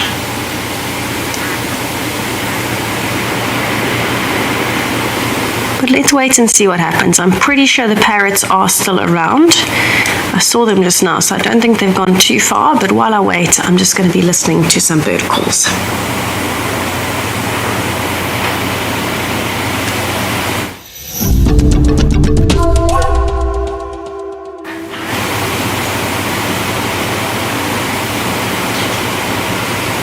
It does seem like even the bird calls are going in stages this afternoon, but the Birchall starlings have been quite constant. I heard the brown-headed parrots just now, and that's what I'm listening out for, the very high-pitched squeaking call, and that's what I'm going to listen for.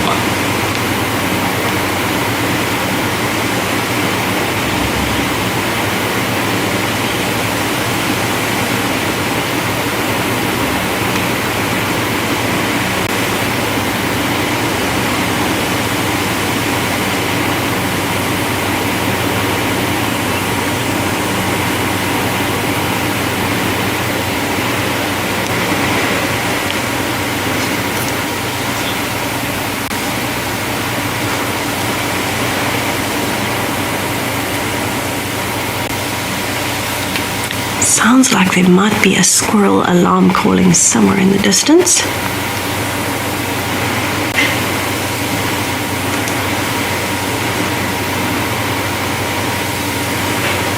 Sounds like it might be towards the drainage line though, south of the dam.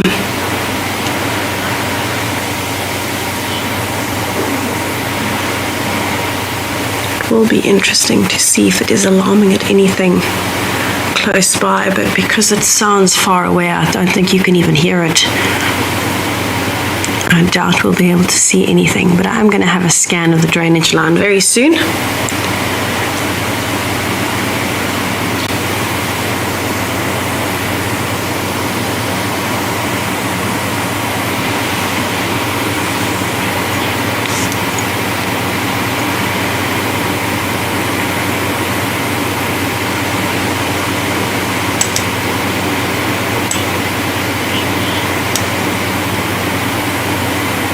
So I've just widened the shot a little bit just so that I can see a slightly wider view.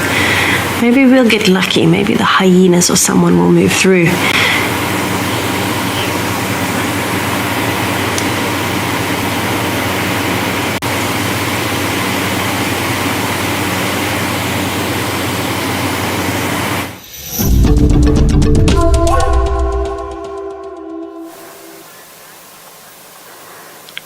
I just found this little silk it's not quite a chrysalis or anything. This little silk bag, let's call it a silk bag, just by the side of the road, and I did get out and I did peer inside, and there is no one home, which is the only reason I've moved it. I'll put it back where I found it anyway, but there's no one home.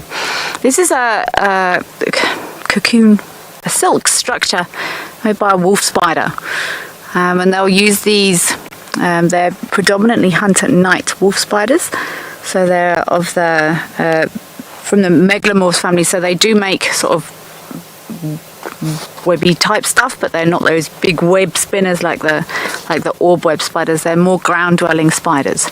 They're chunkier, and sometimes they will make these little silken bags to they basically just chill in them during the day, and then they will leave those little silken areas and come out to hunt at night. There's lots of different insects that produce silk. Antlions, parasitic wasps, moths. They'll normally only use silk to pupate. Weaver ants will use their larva silk to spin like a nest of leaves. There's lots of different insects that will use silk, and silk is actually a protein. I was just trying to find the actual chemical compound formula of how proteins form silk, and I can't, so I'm not going to try and make it up. But this is a really nice time of year to there's lots of insects pupating, and their different life cycles. They're hemimetabolic, they're holometabolic life cycles of insects and their larvae and their pupa, depending on which family they've come from.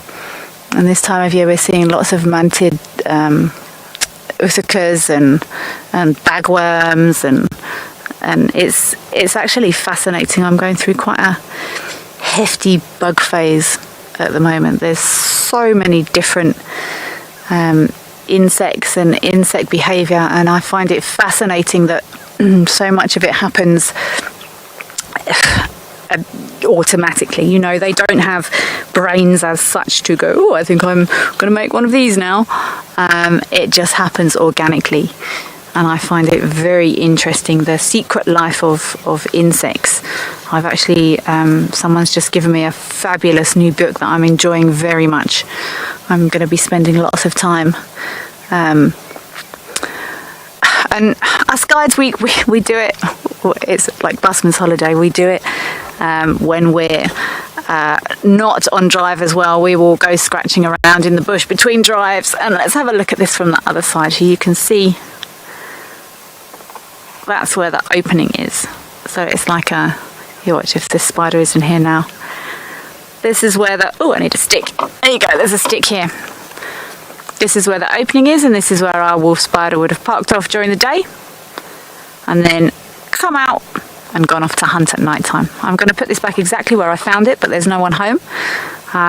Very cool to see this little wolf spider's tent, if you want to call it that. I'm going to send you over to Cedric now and see what he's been up to while I've been looking at silk.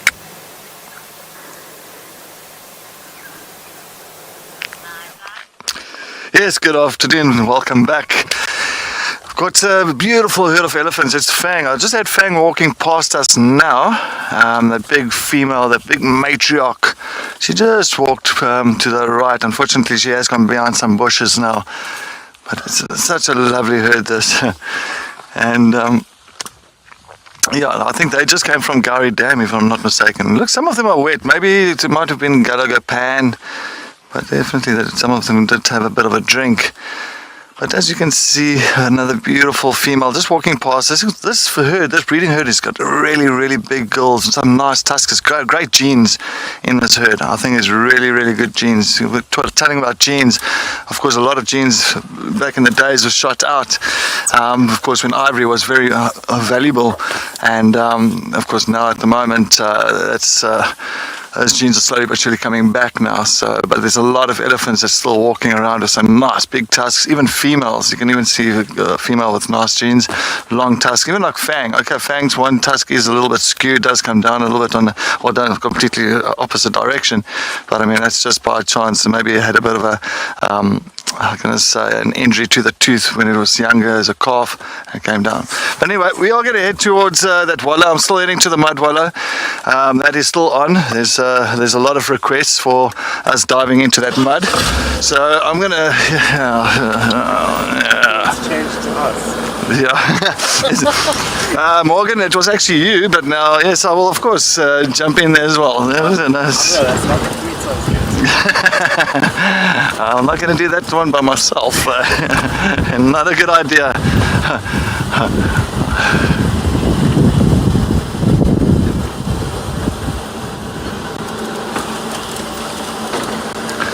Zane, good afternoon. 12 years old, you're getting big. Nice big boy. How mud wallows created? It all starts off sometimes with a footprint of an elephant, or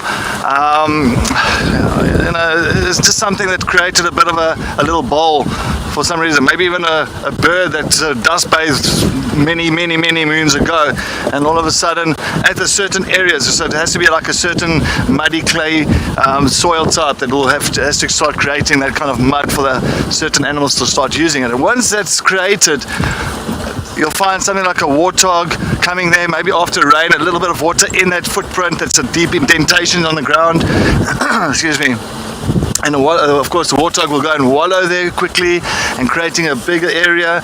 And once the warthog creates a little bit of a bigger area, you'll find like rhinos, maybe, rhinos, even buffalo will come there, put their horns in there, maybe like roll in that small little wallow, and next moment it'll create a bigger one, and eventually becomes much bigger and bigger and bigger. Elephants using it, digging it up more, using their tusks. So it starts off very small as a little indentation on the ground, and eventually, of course, but it has to be that certain clay that actually has to form a wallow. I can't use any sand. I can't just make a wallow here now and it's going to be that kind of soil type. So it has to be the certain soil type to actually for the animals to enjoy. But yes, Zane, thank you very much for that question. I know, I have to look for this wallow. Oh.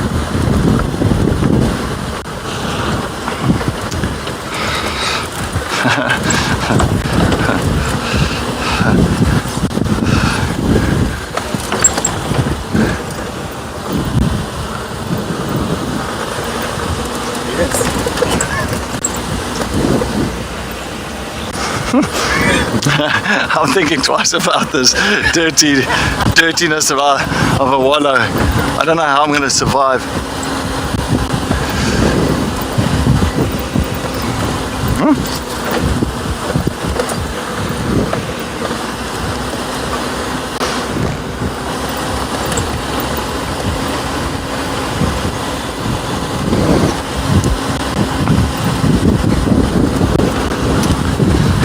Alright, once we continue to the wallow, let's head to Kelly and see what she's up to.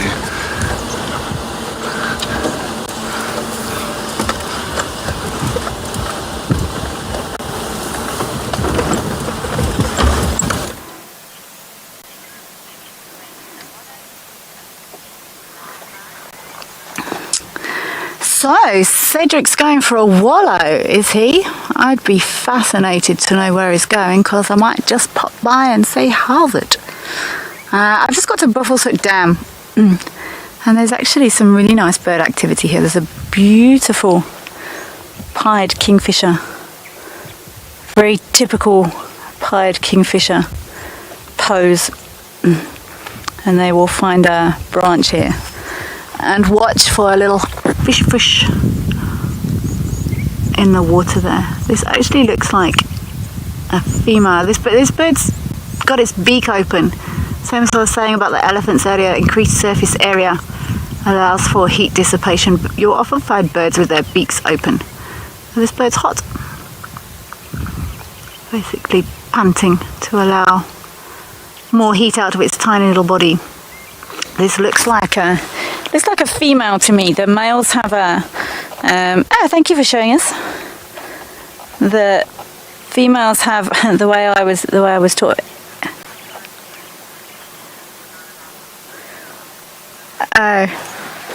Okay. Apparently the females have I was taught it looks like they're wearing a bra, and the males look like they're wearing a tuxedo, which is a double band, like a cummer band. So they've got two bands on their chests there. I wonder if we can't talk Cedric into letting me know where this mud wallow is. I think that might be quite fun. I'd be very keen to watch from a distance. Maybe I'll just try and work it out anyway. I'm hoping this kingfisher might dive and we might see a kill here. It fascinates me how these kingfishers, herons, lots of these birds, and we view it as them being patient.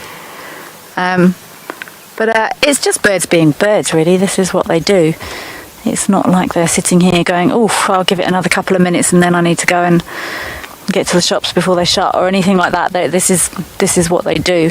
And I've watched herons stand for hours just waiting, paused for action. And when they do explode into action, it's very quick. They need to move those muscles very quickly. Oh, this is beautiful. The reflections on this dam are actually very pretty this time of day. Nice and still, just a few ripples from insects. And look at those beautiful reflections. Reflections of the clouds, of the trees. This dam is still like glass this afternoon.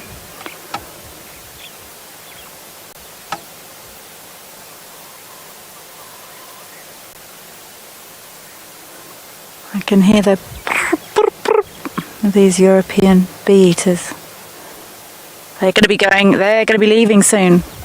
This change of season is definitely in the air. I've got a feeling I'll be in a quote morning drives. WildEarth lover. Good name. Good name. This is a very typical bush scene.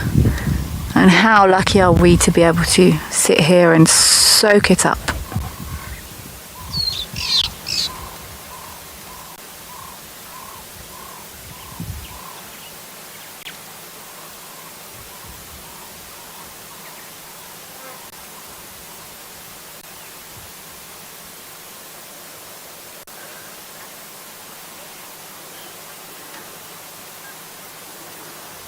I'm going to sit here a little bit longer. I can hear some waxbills, some firefinches.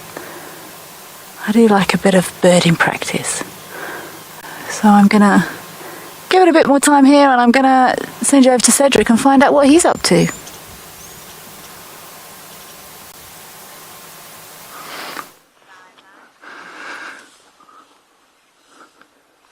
Welcome back. Yes, we are at the mud wallow. As you can see, busy kind of just trying to focus on this wallow. I'm just trying to psych myself up to see how this is going to pan out for Morgan and myself. But I'm just going to show you quickly and just let you see how sticky this wallow is. Very, very muddy.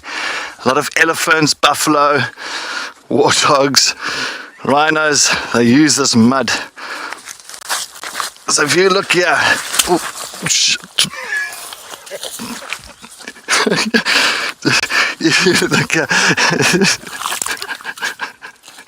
sorry, that was not supposed to. Yo. Anyways, looks like I've got some muddy shoes on now, eh? Sure. Now you can actually feel how warm that mud is. It's like a very, very heavy mud. Sure, now I'm thinking twice about jumping in this mud, but anyway, yeah, now you can take a look. It's sticky. It is so muddy. So a lot of people overseas will pay thousands of dollars and rands, whatever, just to have a bit of a nice mud spa day. But yeah, this one has got it's got a pungent smell, very pungent smell. I think this is very concentrated compared to some people's idea of mud. So yeah, I think I think we'll have to start setting ourselves up and start warming up for this this challenge. But it's definitely, that does now. Ay, ay, ay. Yes, yeah. Yeah, it looks like I've got shoes.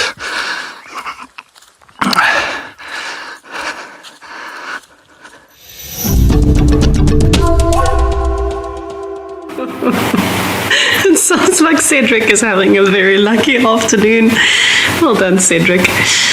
Ah, fantastic. You got the whole team laughing. I hope everyone at home is laughing too. Okay, I've just got a wide angle of the dam at the moment. I've been scanning. It seems like it's mostly bird life that is here. Unfortunately, I'm not seeing Cedric fall into a mudwalla at this point, but I will definitely be watching it later. But for now, we're going to sit here and enjoy some of the calls around us. I have not been lucky enough to see the parrots again, but I am still listening out for their call. Let's have a listen.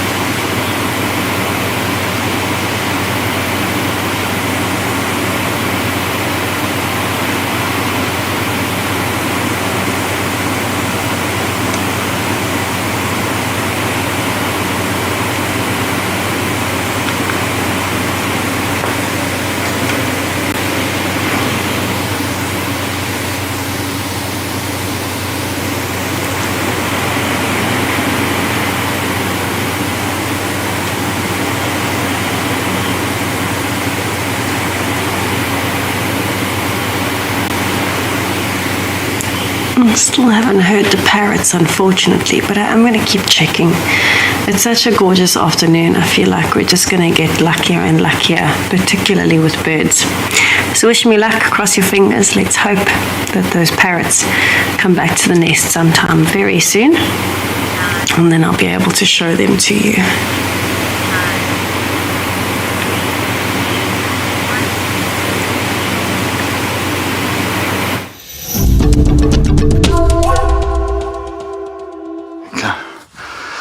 All right, here we are, here we are. The moment has arrived, the moment has arrived. Of course, How I feel about this, huh? this is Morgan. Of course, he's going to be the one that's going to be jumping in first. No, I'm just joking. But let's test it out first. No, I'm not because it is it is. Oh no, that's revolting. Oh shit. Yeah, look, I think. I don't know about this, eh? Nah. Surely. Let's go.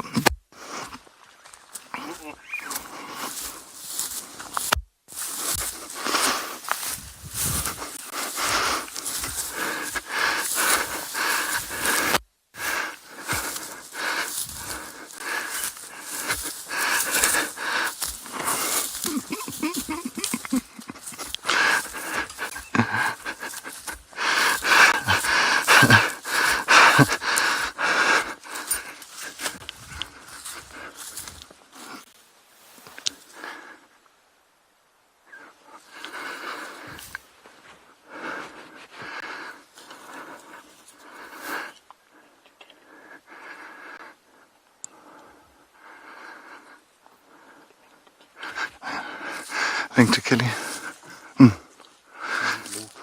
Okay, well, while we're trying to see and trying to find our way back to the vehicle, let's link to Kelly. Clean my toes. I'm going to clean my toes as well, yeah. A little mud under my nails.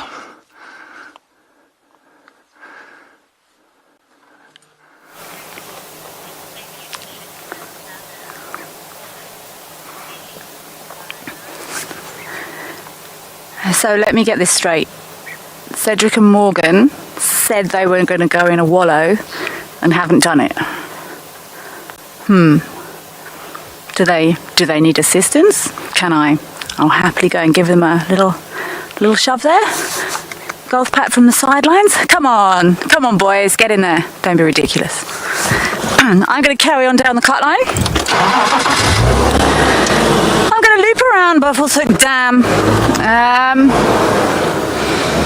I was just saying to G, I'm zoning in my safari chi. And sometimes you have to go on instinct, you go on feeling. There's only, you can follow footprints and, go to last locations, but the bush doesn't read books. It doesn't always follow. It doesn't always do what you want it to do. So from when I was here last time, I learned it can actually be quite stressful, especially if other people are finding loads of leopards and all other cool stuff. But I've learned, and I should actually have realized over the years, you can't force anything, and sometimes you just need to try and go with the rhythm of the bush, and see what you get, which is what I'm gonna try and do more of. That's the joy of being out here. You don't know what you're going to find, when you're going to find it. Humans have a propensity for thinking they can control everything, they can manage everything, A plus B equals C, etc., etc., and it's just not like that. And it's part of the beauty of it. It makes you feel very small. It makes you feel connected. It really, well, me personally, it makes me feel like a part of nature. So rather than trying to push it, I'm going to practice going with the flow. I'm going to send you across to JP and see what he's up to there in Pridelands.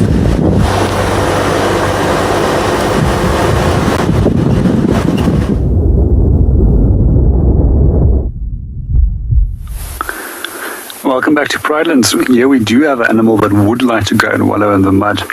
And I'm very disappointed in Morgan, because a few weeks ago, Morgan actually did promise that he will go and have a mud bath when he does go to Djuma, if I will pick a marula out of a pile of elephant dung and eat that on live television.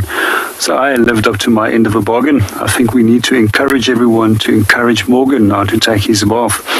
At the moment, we're going to go and see what our warthog is up to. It's probably one of the biggest warthogs I've actually seen in terms of tusks.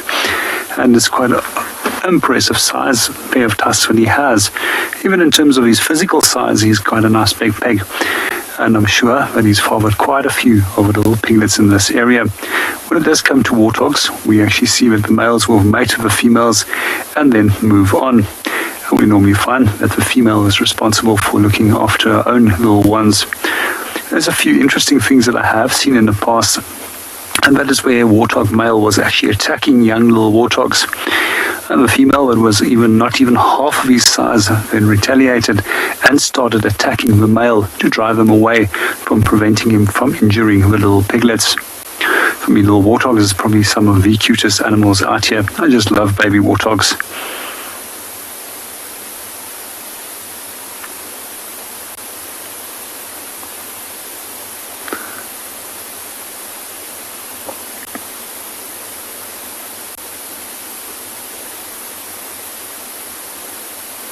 Now unfortunately moved behind the grasses there, and I don't have a very good visual on him.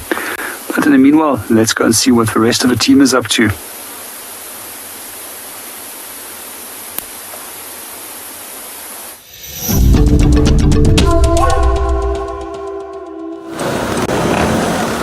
Oops. This is... I've just stopped here on the cut line, and I think we've got leopard tracks crossing the road, but they're not super fresh. And if they are, they're crossing the wrong way. But it's always a good idea to drive these cut lines nice and slowly.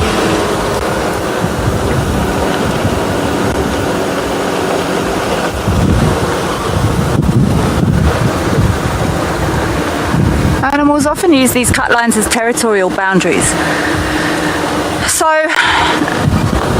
you could get animals with territories on either side that will both be using these cut lines, and they'll probably not really cross, but they might all be walking on the roads.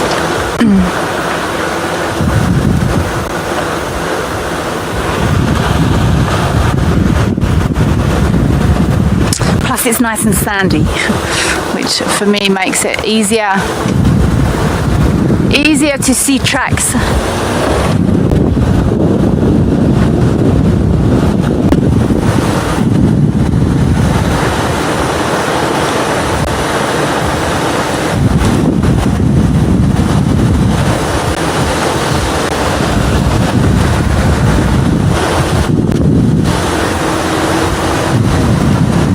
Lots of elephant tracks on this road as well. There's almost every 100 meters there's signs or tracks or evidence of elephants at the moment. It could be that now the marulas are still fruiting, but animal movement, elephant movement does change over the seasons through the course of the year, depending on water availability, food availability. The dynamics will change.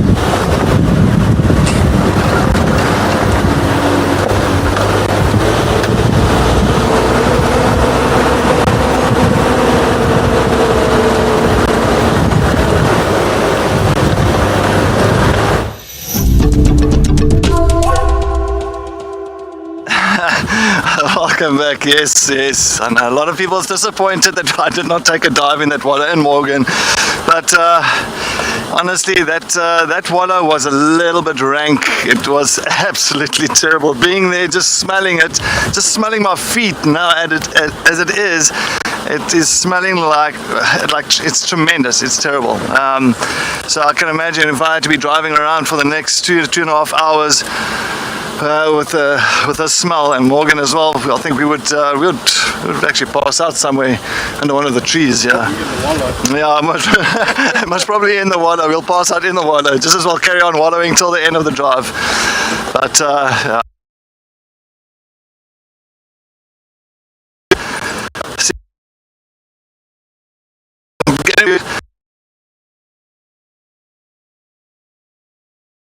Interesting. Because there was a thing that ended up. I'm definitely going to take a look there. Maybe it's come out because it's becoming cooler. Or as well, on top of that, I want to just take a look at the den site. See if Ribbon might be around at the den site with the 2 cubs. I did see her the other day, but I didn't see. I know the cubs are there, but I just want to double check on that one. And then, yes, hopefully we can actually get something for you folks and take a look. But it is definitely cooling down. It was a very hot day. I think you all saw so many elephants coming down to the watering holes, to the dams. So it was absolutely amazing. Anyway, while we head towards Twin Dams, let's head back to Tess and see what's happening on the dam cam.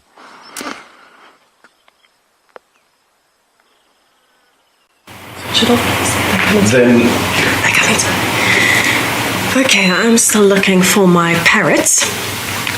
No luck yet, unfortunately, but I've got hope that they are going to come back. Now, hopefully, we should be able to hear some of the bird calls in the background. I'm listening very carefully for the screech of the parrots. It's a very distinct screech that they make. And it might actually be a good idea for me to try and play it for you to see if you can pick it up in the background as well. I haven't heard it in a while, but I'm hoping that I will, and I think it'll be quite nice for you to know what the sound is that you're looking for. Obviously, because I'm not at the dam, I'm sitting behind the controls for the dam. That does mean, oh, I can hear elephants. That does mean that my call here will not affect the parrots there. So hopefully you can hear this. Let's give it a try.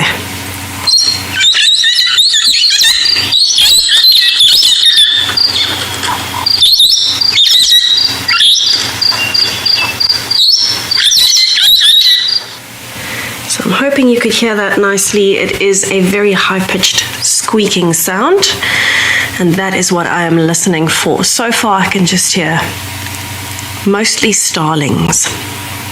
So I'm wondering where the parrots have gone to. Possibly what they've decided to do is go and, oh, doves flew over the front.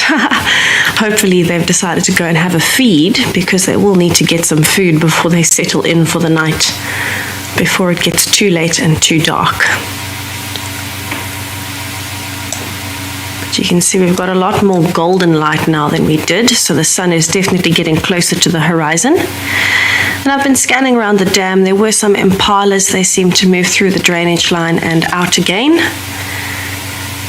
And so let's see what happens.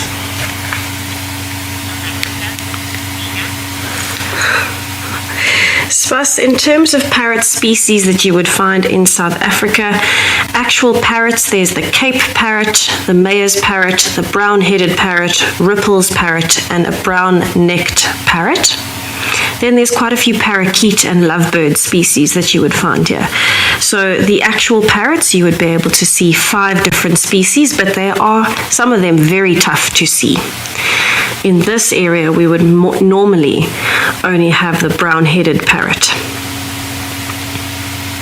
The other parrot species tend to be much more limited in distribution, and in fact the Ripple's parrot is very tough to see. There have been hardly any sightings in South Africa, and it's definitely on my list. I have never seen one.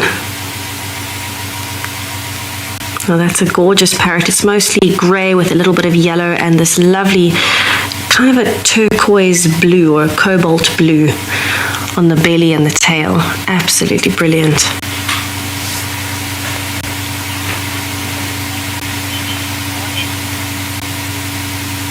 So while I wait very patiently for my parrots to come along, let's head back over to Kelly and see if she's had any luck with leopard tracks.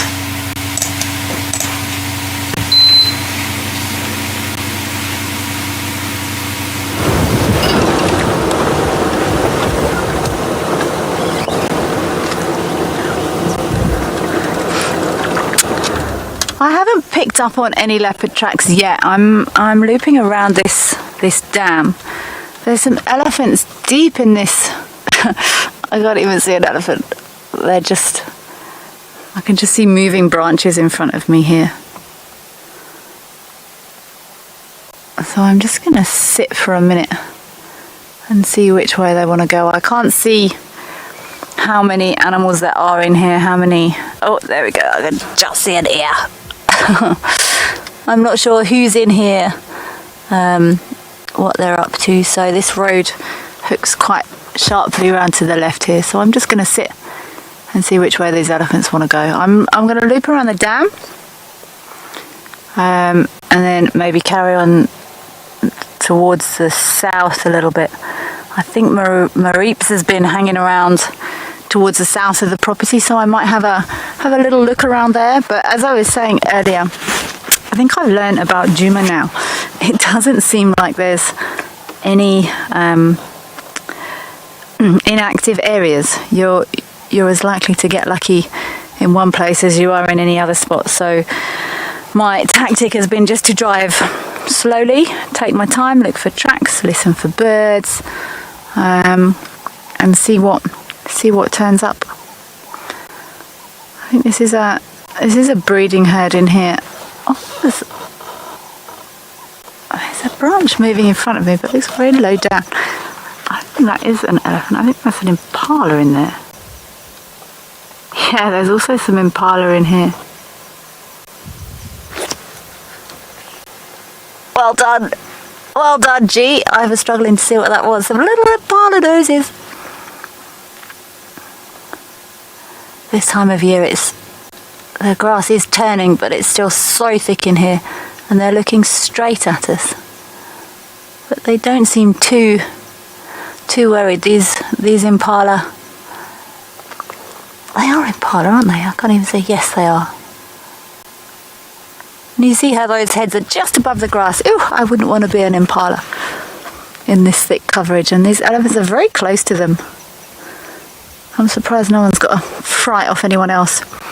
But you can see these impala can only just see over the grass, and this is where they use, it's really nice evidence, you know, they have to use their sense of smell and their hearing. They literally can't see over the grass, so they will be smelling, their ears will be moving all the time to listen.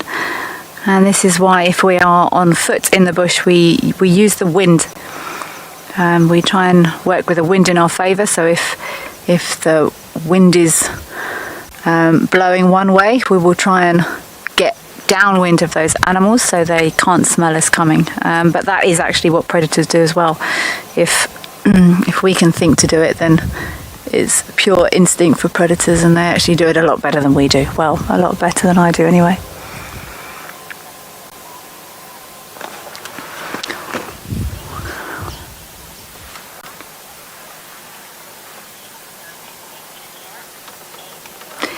Amy, do impalas use other animals to let them know if there's danger in the area? Absolutely.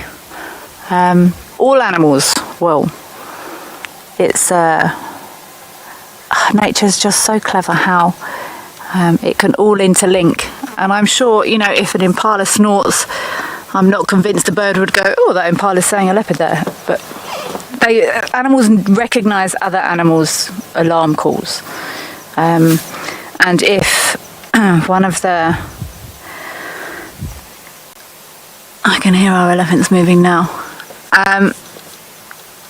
Animals like impala are very finely tuned to movement and sight and sound. And they don't like those elephants there.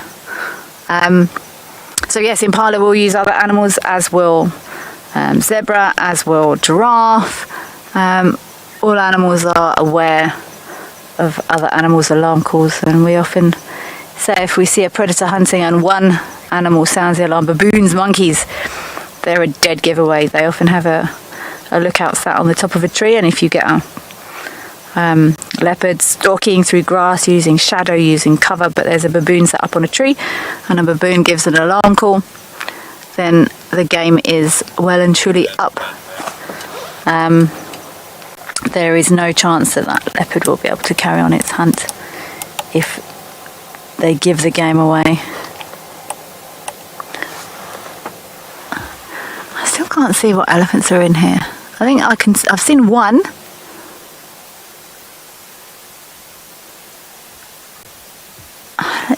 Let's carry on around this corner. I just can't quite see what's around this corner.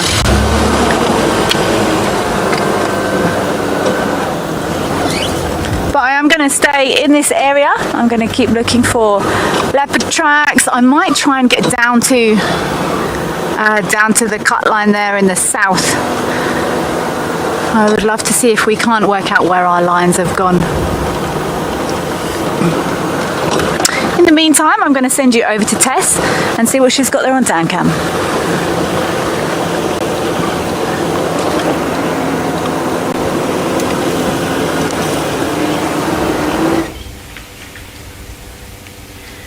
Okay, so I've just had something very interesting happen on Dancam. It sounds like baboons and monkeys have been alarm calling like crazy. They've been screeching, and I've just heard an elephant trumpeting as well.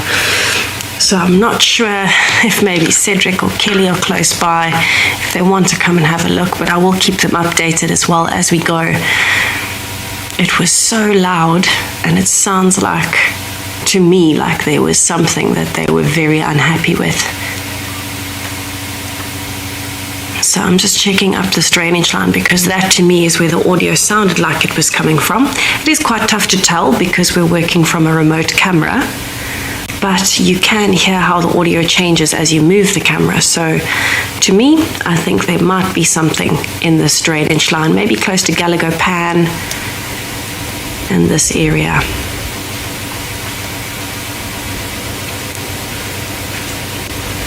So everything has gone quite quiet at the moment,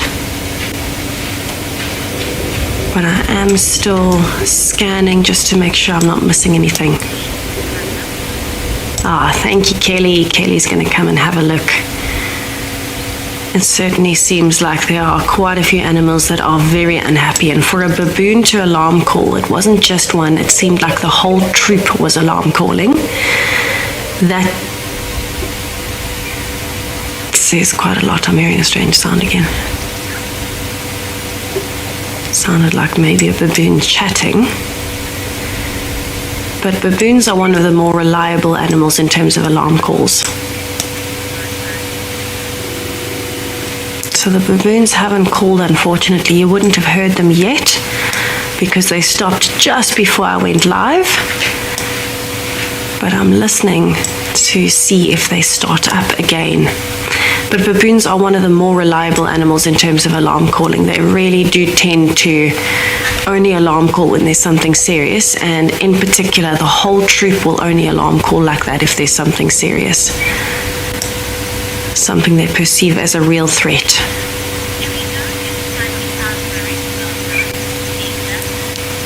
Lisa, thank you for following up on Tandi and Marib's. We do not know.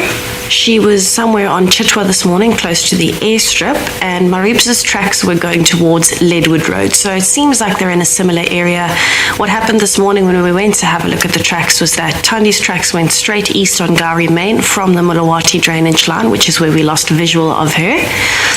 And Mulawati's tracks went back west on Gowrie Main and then south into Little Gowrie and that area. So it seems like they split up. We saw the last of their interaction before they split after Tandi hid from him. And it seems like she was found quite late in the morning somewhere on Chitwa airstrip. So I'm hoping Marib is around that area. He is definitely becoming more independent, but it's fascinating to see how Tandi was calling last night.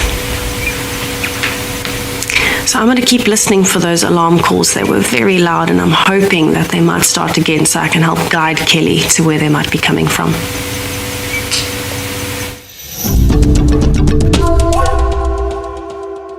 Well, as we were sitting at Twin Dams, just listening out, there's a beautiful grey heron right at the end, on the inlet of the dam.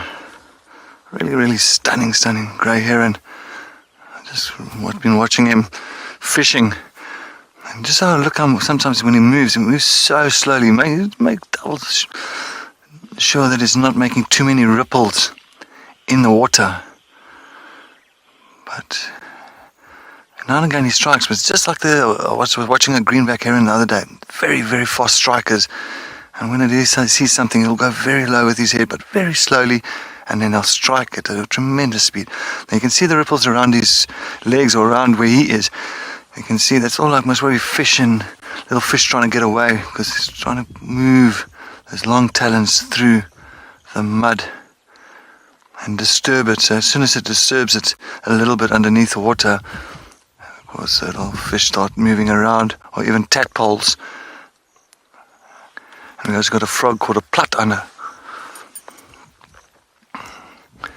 But yeah, well, we're going to carry on. We're going to try and head towards Chitwa Dam, or Chitwa area. I want to see, I know that they had Tandi around there this morning, so I want to see if we can maybe lucky that side. We'll see what happens. But also the reflection on the water is beautiful. Wow, it's absolutely just tremendous. What a beautiful afternoon. It's been wallowing, searching, explaining. It's just been, everything is just so brilliant here in the bush at the moment.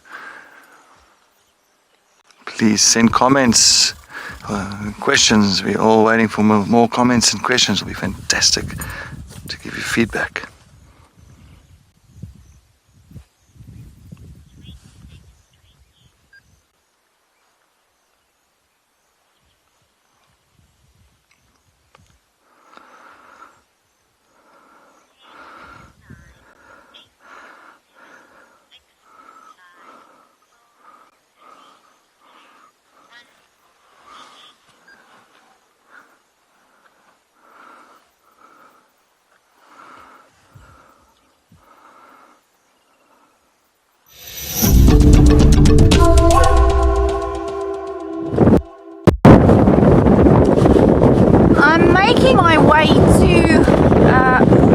But that was a really cool eagle down there.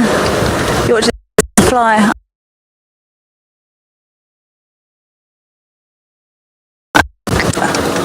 You got it. Yeah, that's a very cool eagle just landed through these trees.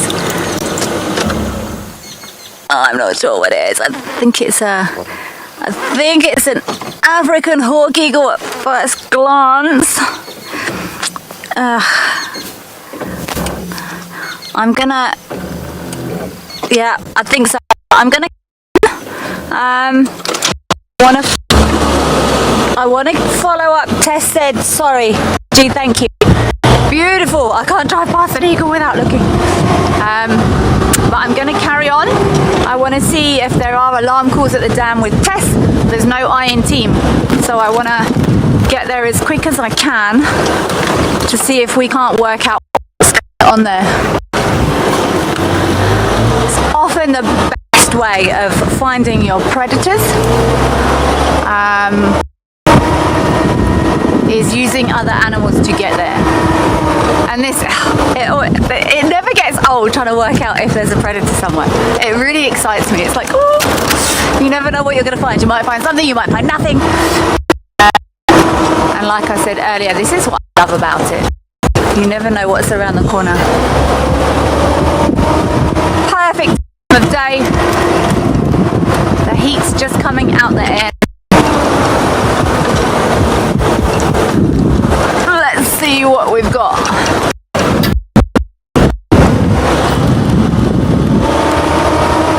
Yeah, that was an African hawk eagle. I'm going to send you over to Tess, and hopefully she can, between the two of us, we can keep you updated as to what's happening and try and get some excitement going.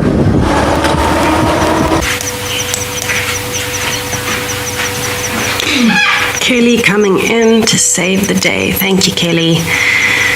Okay, so it seems like we have one lone impala male standing close to the mud wallow. Further up in the brush, I can see one or two others that have been moving through, but further away. And it seems like they are fairly relaxed for now, but they keep looking up and checking into the drainage line, so they're definitely not happy with something. You can see very alert. Look at that male, how he lifted his head.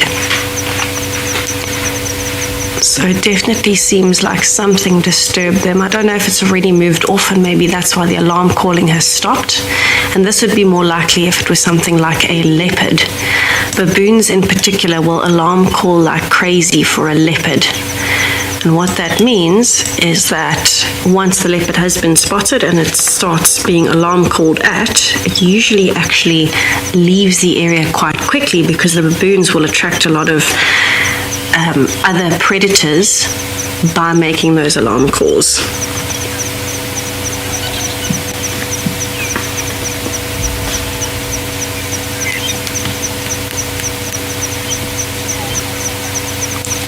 So I'm just waiting patiently, I'm listening carefully, and of course watching the behavior of the impalas is going to help me as well. Oh, I hear parrots. And a woodland kingfisher.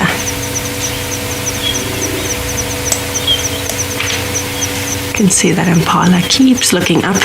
So naturally they are going to be cautious anyway. They are going to lift their heads in between mouthfuls.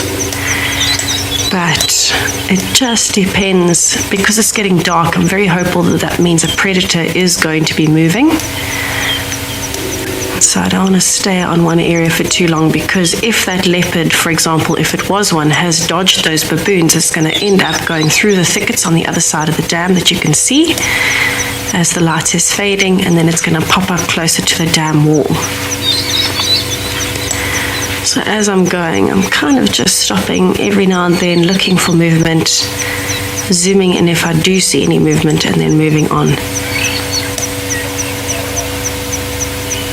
And if I hear any alarm calling again, of course, that will be the first thing I do, is look for the animals that are alarm calling. Now, the baboons I couldn't see when they were alarm calling, nor could I see the elephants, but I know where they disappeared to. And so that, I see a parrot. That is very promising, because I can give Kelly a better sense of direction than knowing where they disappeared to. Hello, parrot. Unfortunately, the light is fading quite quickly,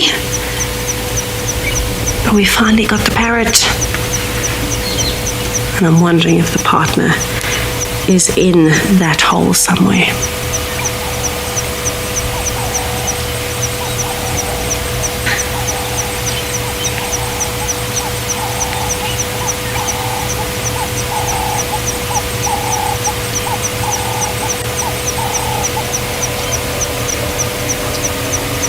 checking around the entrance for anything that could be a threat or a food source. Almost looks like it's looking at the ground a lot as well. That's quite interesting. Parrots don't normally spend time on the ground. They're normally high up in the trees looking for fruits.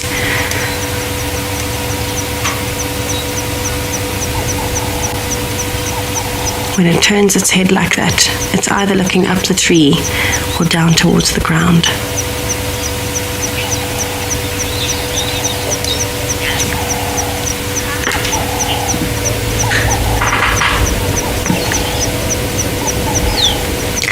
Sinak or Spas, the best way for me to answer that question for you is to play the Cape Parrot bird call for you.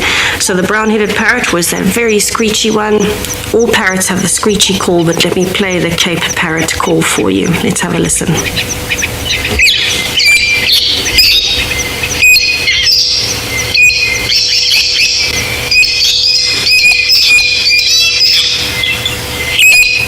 So that's the Cape Parrot. It sounds a little bit more solid, if I can put it that way, than the brown-headed parrot. Here's the brown-headed parrot call again, so you can compare them.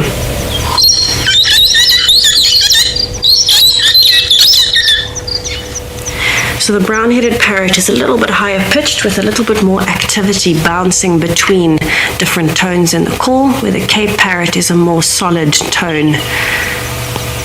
And it seems like it's a slightly different tone as well. So they're very similar, all screeching, and that's very typical of parrots. But our parrot has flown away. I'm hoping it comes back.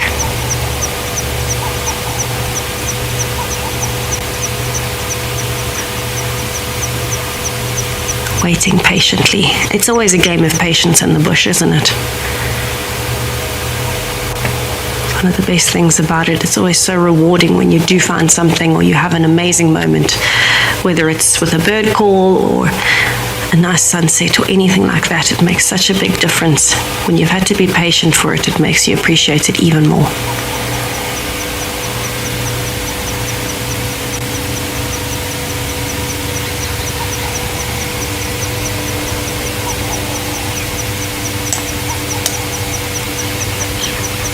Where have you gone, parrot?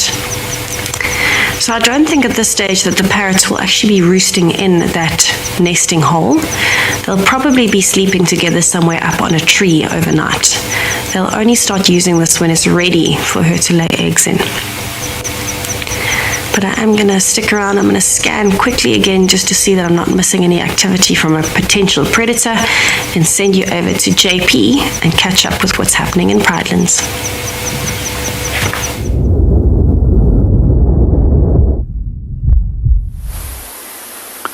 Welcome back to Pridelands. We took a short little drive to go and see if we could find any other signs of a wild dog. Some of the signs that we were looking for is both tracks as well as a scat that they leave on the road. We do find the fresh scat. It's very obvious, and then it's worthwhile always following up. We're not 100% sure where they went, but I think that there's a very good chance that they might actually go back to the dam. But in the meanwhile, we quickly decided to take a short little break from driving and stretch our legs and just look at the beautiful Drakensberg Mountains. We're just going to do a short little silent segment and allow you to listen to the different sounds in the background.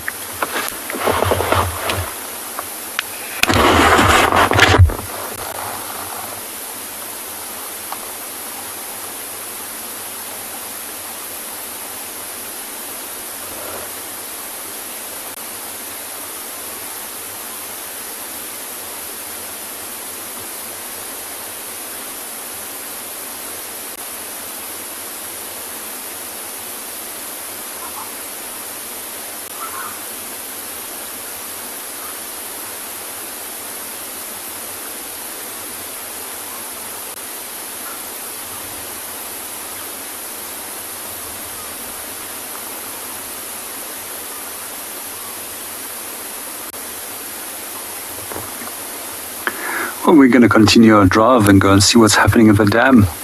In the meanwhile, let's go and see what everybody else is doing.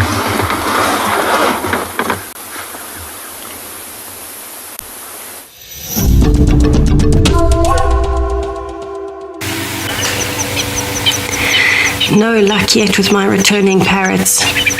They are MIA. Also haven't had any luck scanning for predators, but I'm going to keep going. For now, as the light is fading, I'm going to be listening. Hopefully we hear some more alarm calls and can help Kelly out. Let's just see what happens at the dam and what we can hear while we wait.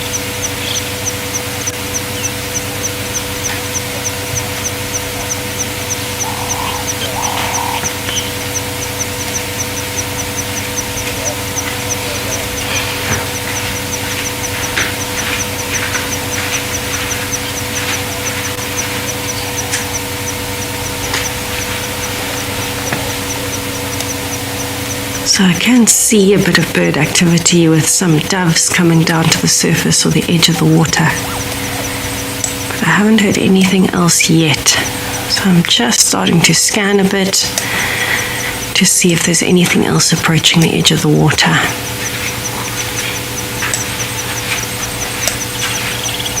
I have a feeling that whatever those baboons and elephants and monkeys are alarm calling at may have gone up towards the direction of quarantine to escape the drainage line.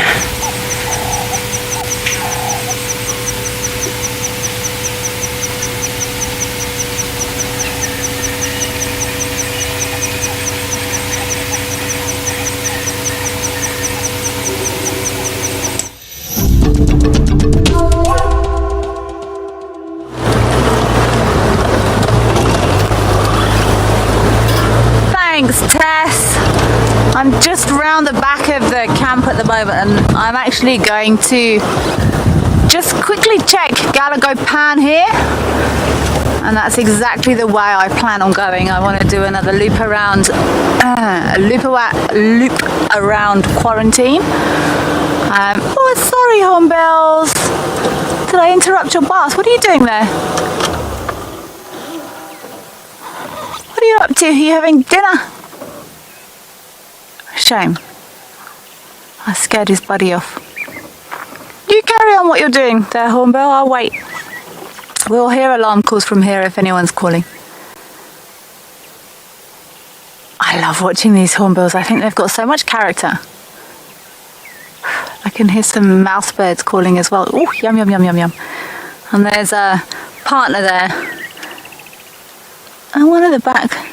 There's lots of fairly new, well, this year's baby hornbills are around at the moment, but these both look like adult birds. But I love watching hornbills. I think they've got so much character. I love the way they run. And they... Hello?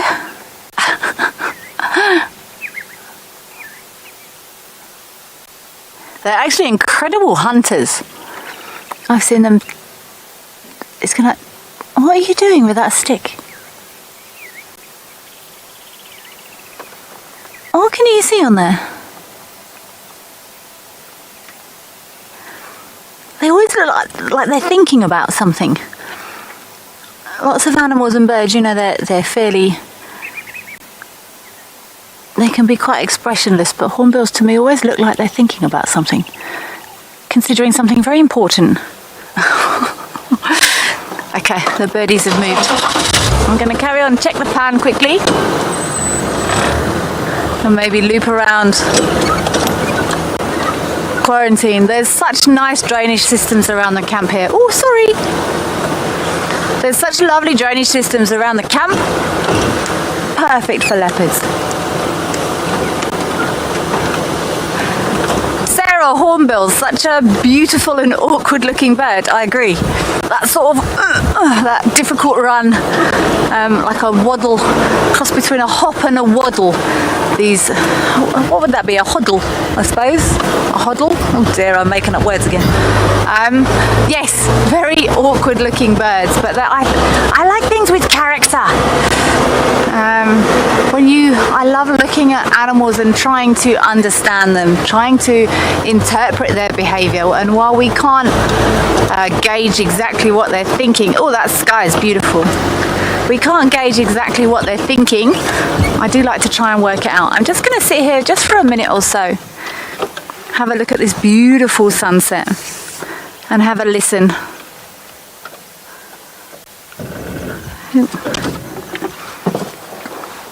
These sunsets never get old. I've seen a lot.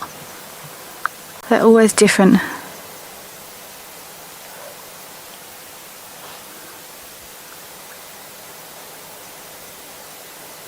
I haven't heard any alarm calls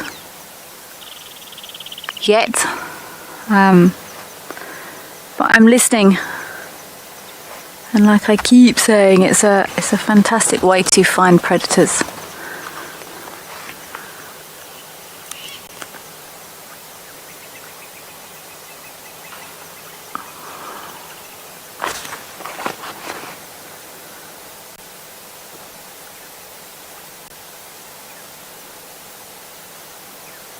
And I'm sure Tess is completely right. The time I've spent there at the dam, the microphone is incredibly sensitive there. Ben, the sunset is so beautiful. I agree, Ben. Absolutely gorgeous.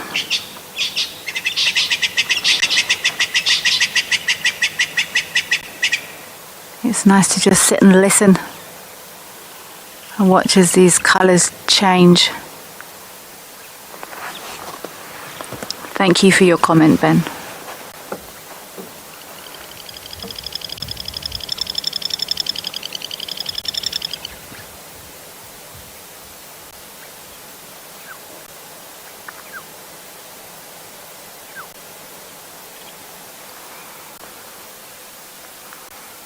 I can hear a oriole calling. There's some spurfowl in the background.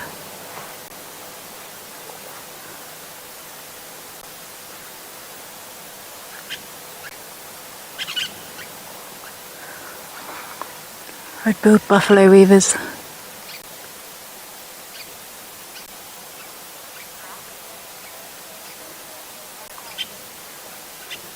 I'm going to carry on looping around to quarantine, and I'm going to send you over to Tess. Hopefully she will have heard some more alarm calls for us.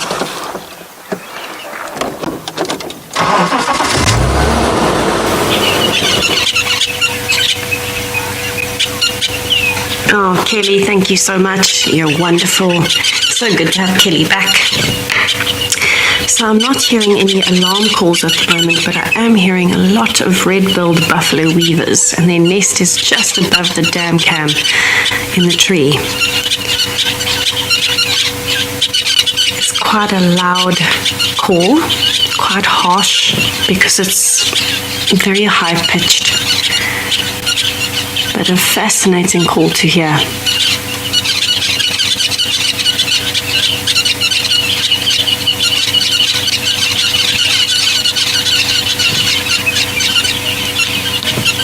As much as Kelly is hoping that I have alarm calls, I'm hoping that she gets some at quarantine.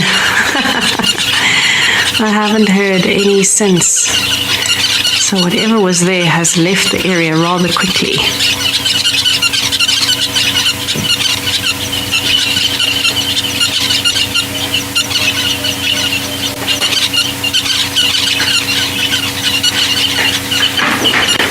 Oh my goodness, that is quite the call. So it's a whole group. You'll probably find, excuse me, that they are having a bit of a dusk chorus. They're settling in for the night, and so they're making a lot of noise. They're all back from feeding and adding to the nests and getting ready to settle in before the light dips much more.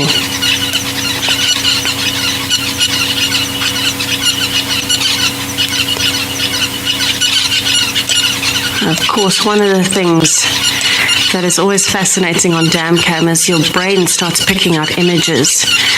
So in between those two trees at the back, there's quite a prominent bush, and it looks like a leopard at the bottom with its head turned, until you zoom in, and it's just the shadow. The gap in between the greenery looks as though it's a cat. That particular one has caught me many times because it looks like a cat standing in front of the bush. But isn't it fascinating how your brain is looking for those images, and so it makes them out of any available information.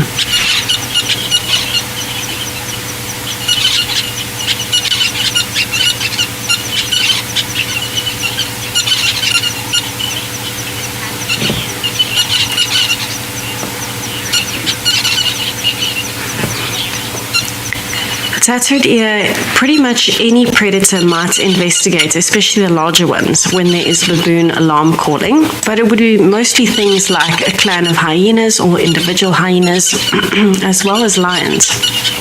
Lions would definitely investigate if there was a lot of baboon alarm calling, because it might mean that another predator has a kill or could get a kill. And in that case, it's a chance for an easy meal, but also a chance to eradicate the competition, which sounds horrible, but it is the way that predators live. If they come across other predators, they do try and avoid conflict, but at the same time, if they've got an opportunity and they can take out some of the competition, they will try. So alarm calling attracts a whole lot of animals. Probably first and foremost, though, would be the hyenas, because they know that there might be an easy meal that they can steal. Particularly where Gowrie Dam is situated. It's quite central, and the den sites are not far from where we are. In fact, the one is just down Twin Dams Road, which you can see on the left-hand side there, at the bottom of Twin Dams Road, granted. But if there's very loud alarm calling, you might find the hyenas that are between here and there might hear it. And the other den site is in that direction, straight back past the tall trees. So it's a pretty good area for the hyenas to be active. But I'm going to keep scanning, and hopefully Kelly is still scanning up in quarantine, and we'll send you over to Cedric in the meantime to see what he's up to.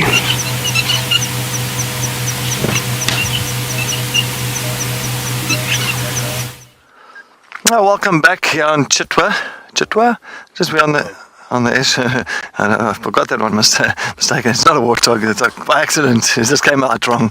But they are beautiful male kudu. So you can see nice spiraled horns. He's thrashing a little bit around, but this is really a decent sized male kudu. Nice sized horn. But when we got here, he was looking very tentative and very alert. This is why we came into this area now, is that they did have a leopard in this area, and they lost a leopard coming through to pretty much where we are now, just onto the eastern side of us where the kudu is. But he is still looking around, so I'm just sitting here, just listening out, and hopefully if he starts barking, then I know he's definitely safe. But look at him, he is absolutely on, so alert. He's not worried about us. I can see he's looking past us every time.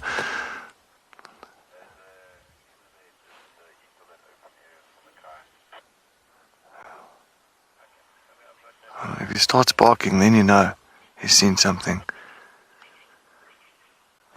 Okay, well, he's back onto eating again, but it's still very much alert.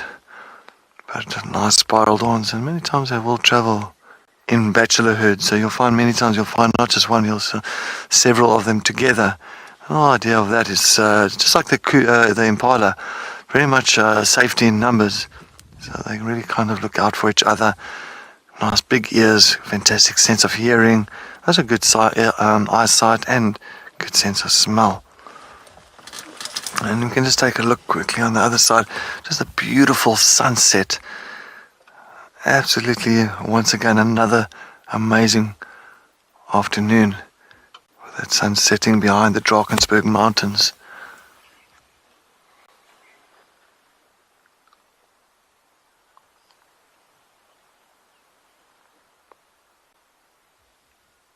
Nothing better than having those colours come through and the noise of the bush. But while we sit here and enjoy the sunset and listen out for anything, let's head off back to Kelly and get an update from her.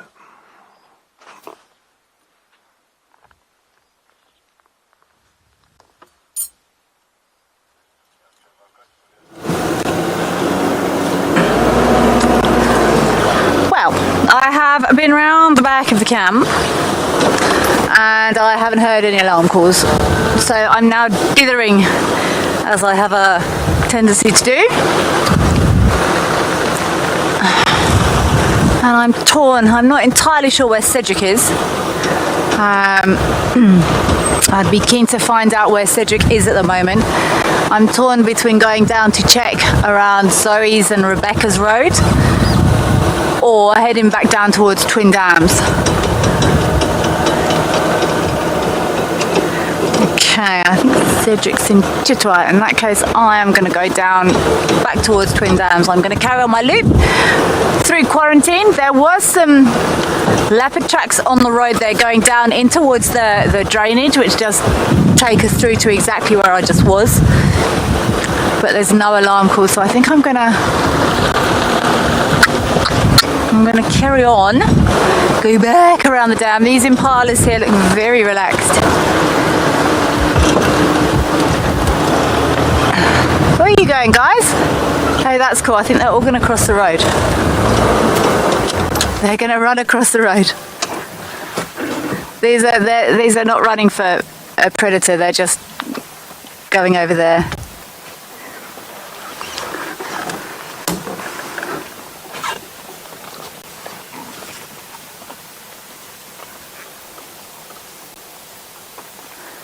That's when I say they're not running for a predator.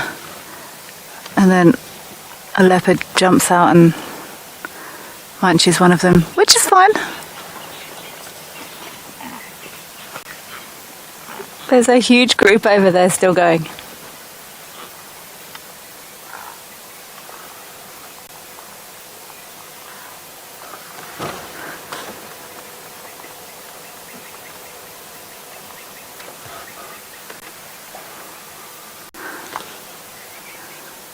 Are the rest of you going to cross?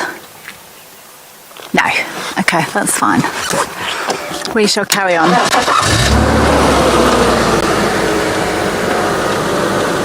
I love watching when impala do that. You know, they're often overlooked, but they're actually stunning. They play such...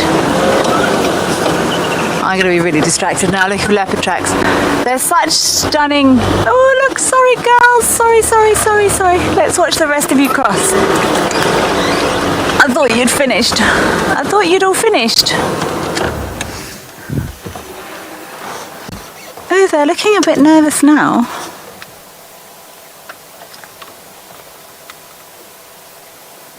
Let's just give it a couple of minutes here. Normally when they start crossing a road like that, the whole group will go. But they've just sort of stopped. Which makes me wonder why.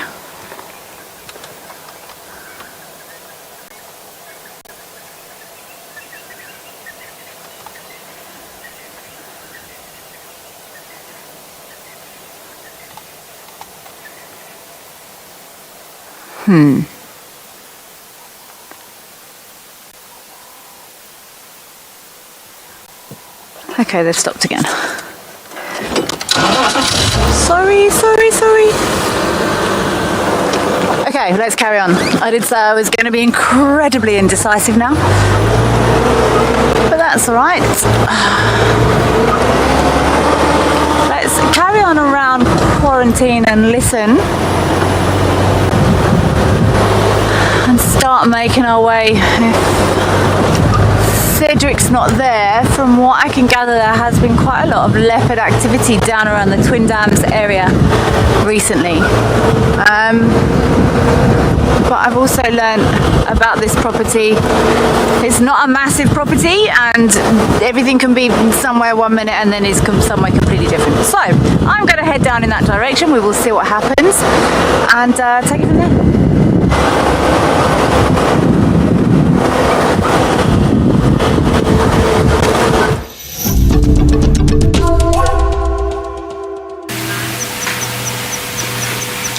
So I've been scanning around, unfortunately no more alarm calls, but I have noticed there's been a lot of activity on the top of the water. You can see a whole lot of ripples, and it seems like what's happening is just before the sun sets, a lot of the insects and fish are becoming quite active, even terrapins.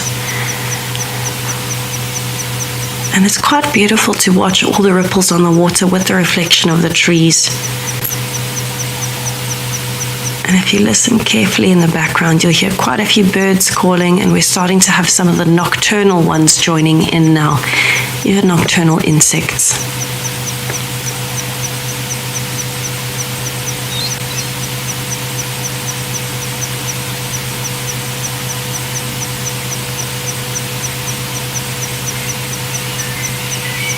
Now, I briefly heard the parrots again there. If I hear them again, I will go and have another look on the tree to see if they're back at the nest.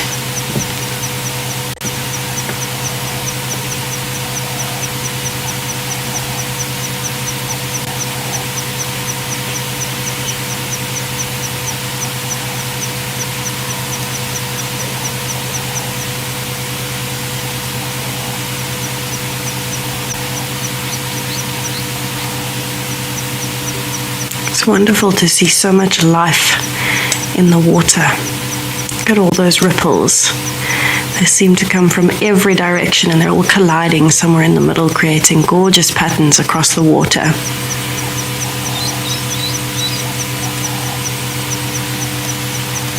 Oh, there I hear the parrots.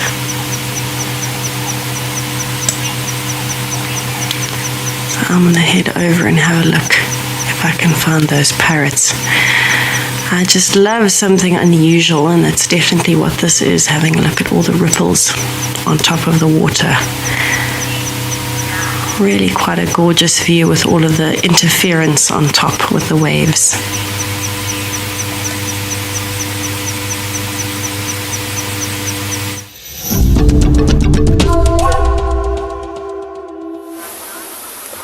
Welcome back to Pridelands. We've tried to follow up on the dogs again without any luck.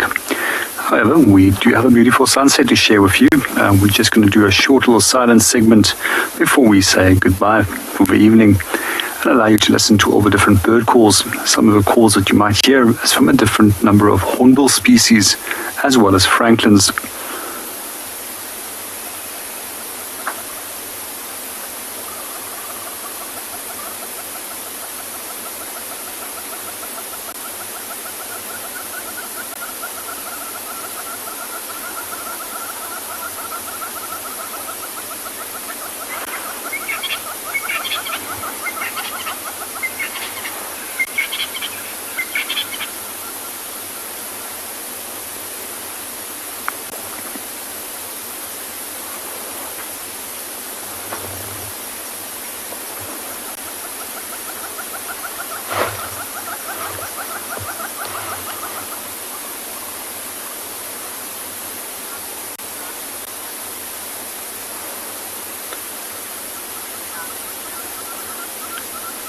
Good afternoon, Dogman lover. Yes, it's definitely a stunning sunset, and I just love how light is actually playing on the clouds as well.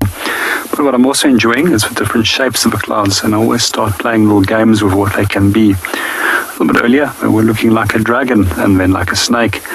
I'm not quite sure what they are at the moment.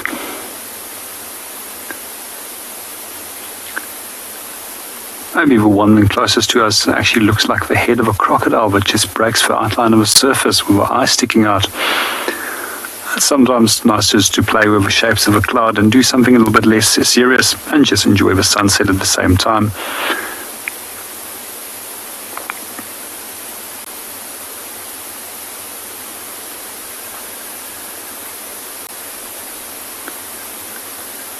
Well, we're going to wish you all a wonderful evening, and it's a goodbye from the Bushwalk team. Let's go and see what Cedric is up to.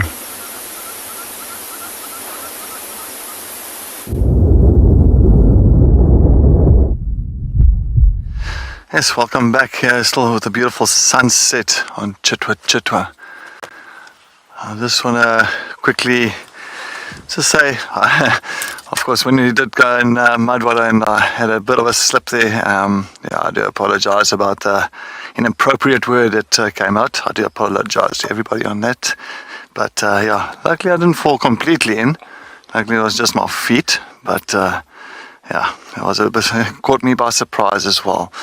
Anyway, while it's such a beautiful evening, while the sun is still setting, we're going to carry on our bumble. We're going to carry on with on Chitwa, and we're going to try and head towards, maybe the northern side of Chitwa Dam, Cheetah Cut Line. I just want to double check that side to see if anything has come across. I'm hoping that we can find some cats for you, lions or even leopard. So let's hold thumbs and let's see. Okay.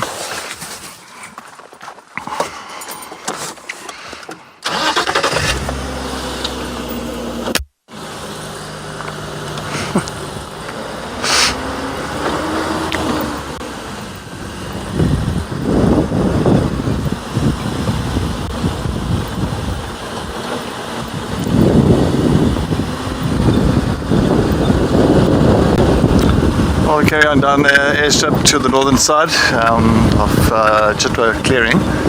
Let's head back to Kelly to see what she's up to.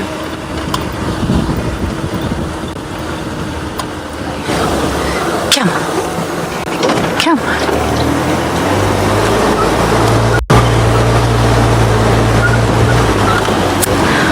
I am making my way down towards Twin Dams.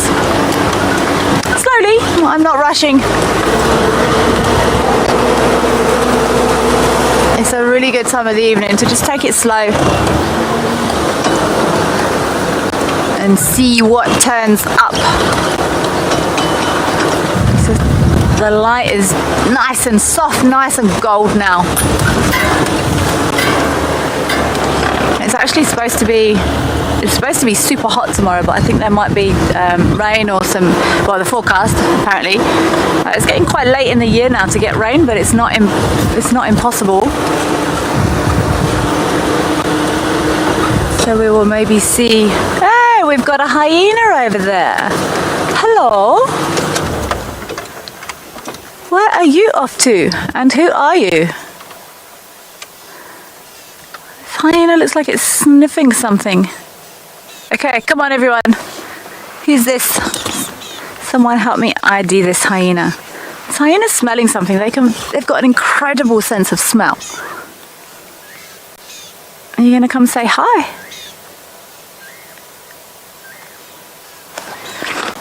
It's definitely got a sniff of something. And there's birds alarm. What are you smelling there?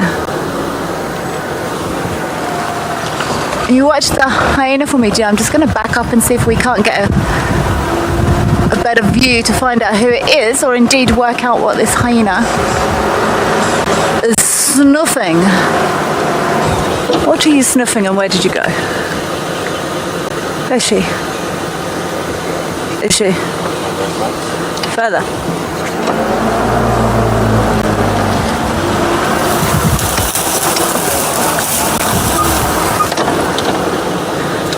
Is she still walking there?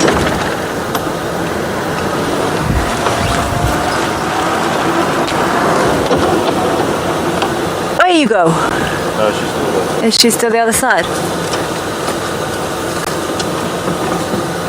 Let's just switch off for a second and see where she wants to go.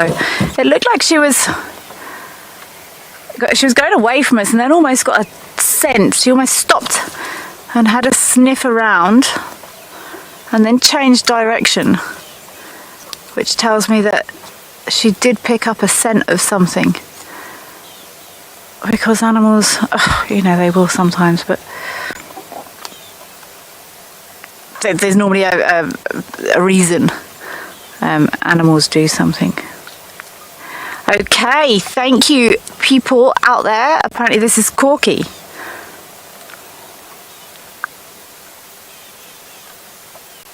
Where's she going? Can you see her? No. Let's go forward. Let's go forward again. I was hoping she might come back to the road here. Oops.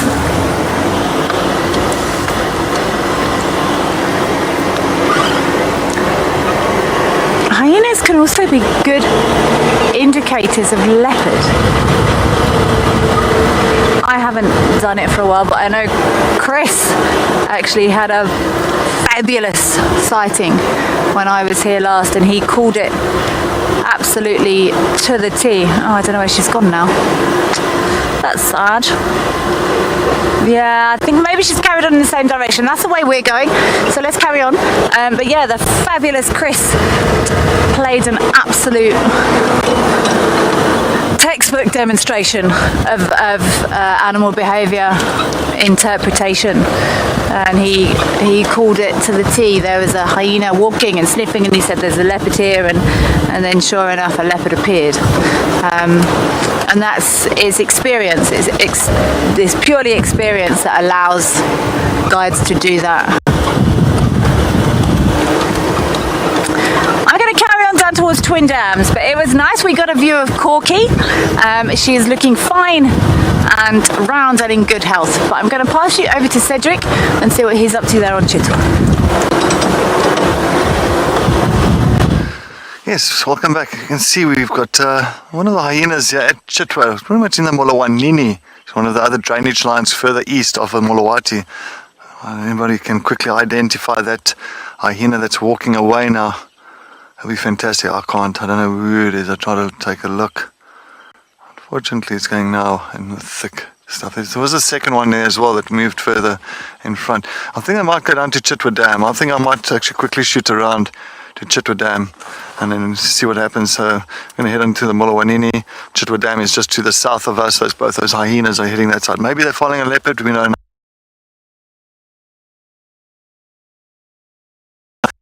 To that side, so let's quickly take a look.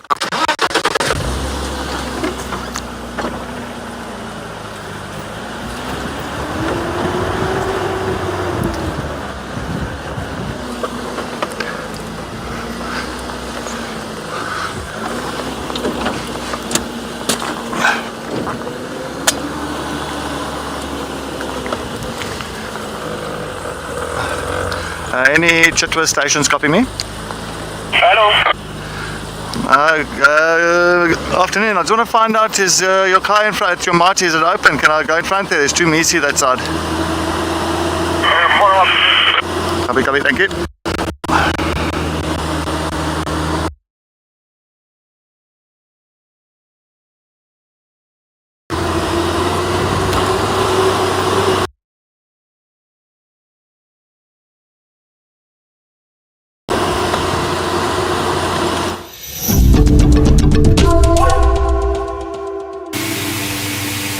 So I'm sure you can hear the brown-headed parrots in the background, but I want you to keep listening. I can hear alarm calling again. So I'll point it out as soon as I hear it. There was a bushbuck alarm calling and a baboon alarm calling. And it sounds like it's coming from, there was one. It sounds like it's coming from this drainage line that's on the side. So I know it's not the smoothest image when I pan the camera, but I actually want to focus here considering this is where the alarm calling is coming from. Now let's just have a listen in case we can hear the alarm calling again. I'm adamant there is one. I'm adamant that there is something in this drainage line. Here's a baboon alarm call.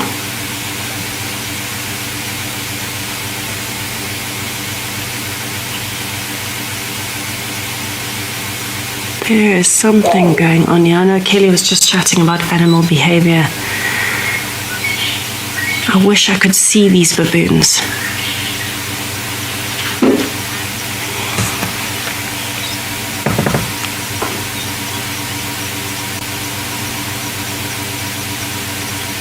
Now I'm just looking for any movement.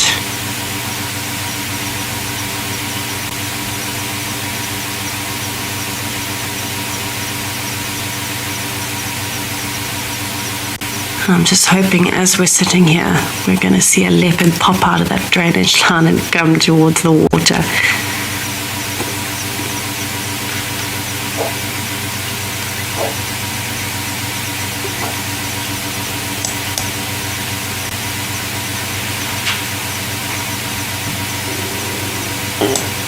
Come on, leopard. I know you're here. Let's hope we get to catch it on camera. Oh, I'm crossing my fingers and my toes. I'll even braid my hair.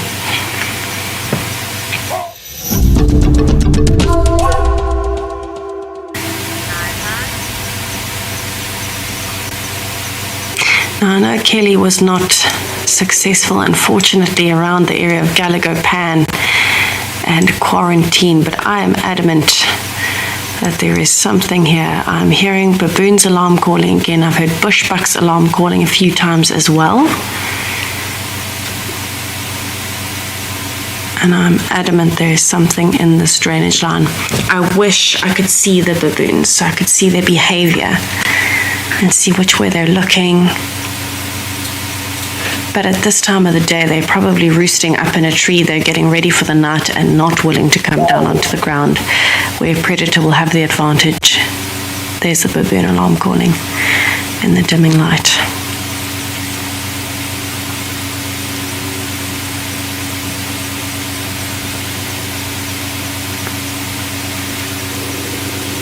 Oh, I wish that this leopard, if it is one, would just pop out and come and drink at the dam. So I'm trying not to stay too focused on one area because, those baboons are very unhappy.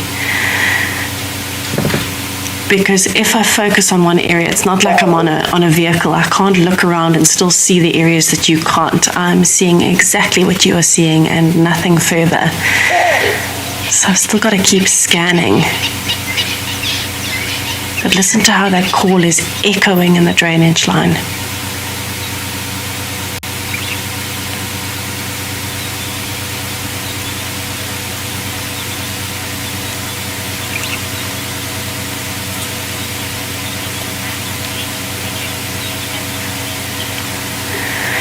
Okay, I am unfortunately not seeing any predators, but we will keep you updated if we do see anything. I'm going to log off of Dam Cam now as it is getting dark, but I will keep you updated if we do manage to find anything. I'll send you over to Cedric in the meantime to see if he's got an update. And it was lovely having you this afternoon. I'll see you tomorrow. Just to the left of me, doesn't seem too much. I saw those hyenas coming down here, but we lost both of those hyenas going into this block to the right of us. Did wait and look around here, but I couldn't see them coming out again. But it is a very big block, a big area here. But I'm really keen to head down towards Gowrie Dam. I think whatever happening there's definitely something there. I don't know if you remember when was it? Yesterday afternoon. Followed on Tlalamba's tracks and found, it was tracks of a leopard female, most probably Tlalamba, going up and headed straight exactly not too far south of where that dam is in the drainage line. So I wonder if it's not Tlalamba that side or some other leopard, but I'm definitely going to slowly make my way in that area. And hopefully you can give Tess a hand on finding whatever those bushbuck. If a bushbuck is calling, definitely. Then it's like a kudu or a nyala. If they start alarm calling and barking, that's almost a given. It's like they definitely see something. So when I heard it's a bushbuck calling, my hairs all stood up like that and felt like I needed to get to that area. Yeah.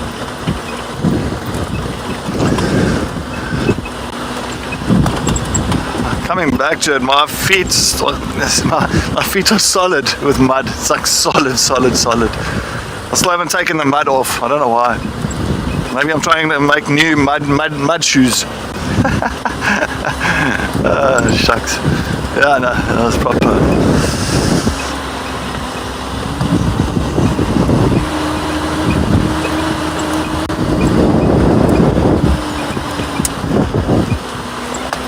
But it is a beautiful night. Hardly any clouds, except there are a couple of clouds on the horizon to the left. But other than that, I'm going to head further up north, try to get to Gurry Dam. While we do that, let's head to Kelly and see what she is up to at Twin Dams.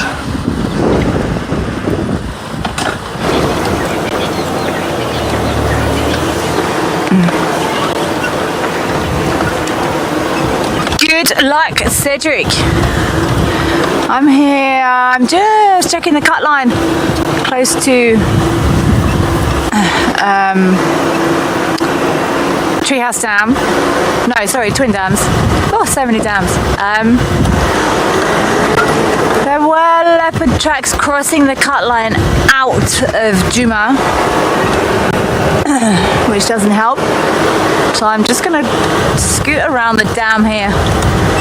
It's too late now to go to the hyena den, and the fact that we saw Corky also suggests that she's not with her bubbies, so we shall leave them in peace. I'm going to go around the dam and then slowly make my way actually back exactly the same way I came.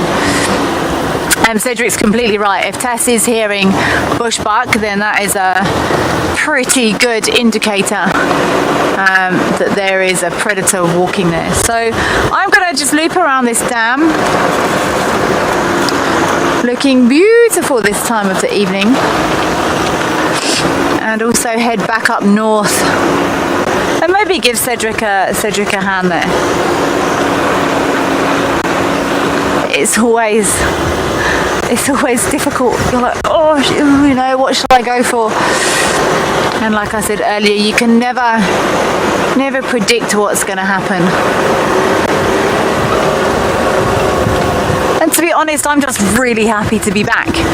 I'm really happy to be back. I'm excited to be back in the bush. I think most of us are the same. Most guides that I know are the same. You know, if you've been working for a long time,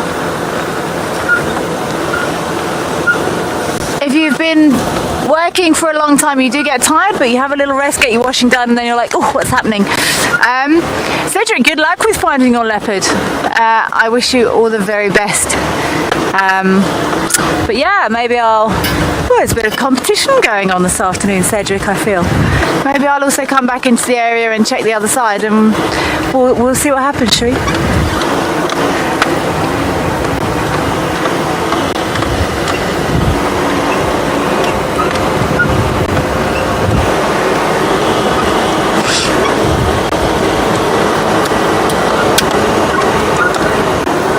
Some lights on and we'll see what we can find.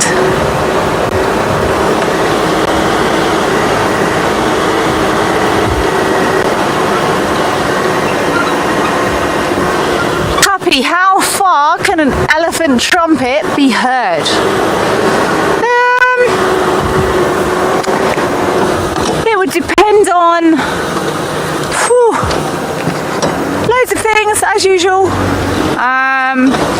If there's lots of trees, if it's open, depending on what the wind's doing, I'm gonna say if it's really loud and it's not really windy, kilometre? That's a complete guess. I know lions can be heard far, and elephants, the sound they make is loud as well. I don't know. To be honest, it's going to depend on if it's thick vegetation. You know, if an elephant trumpeted in a jungle compared to if it trumpeted on the open plains of the a lot further. But I'll try and find out. But I think even books and research will say it will all depend on vegetation.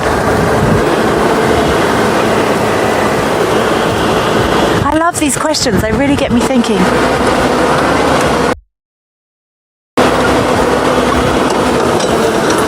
This sky is looking stunning this evening. Let's just take a second and have a look at these gorgeous colours.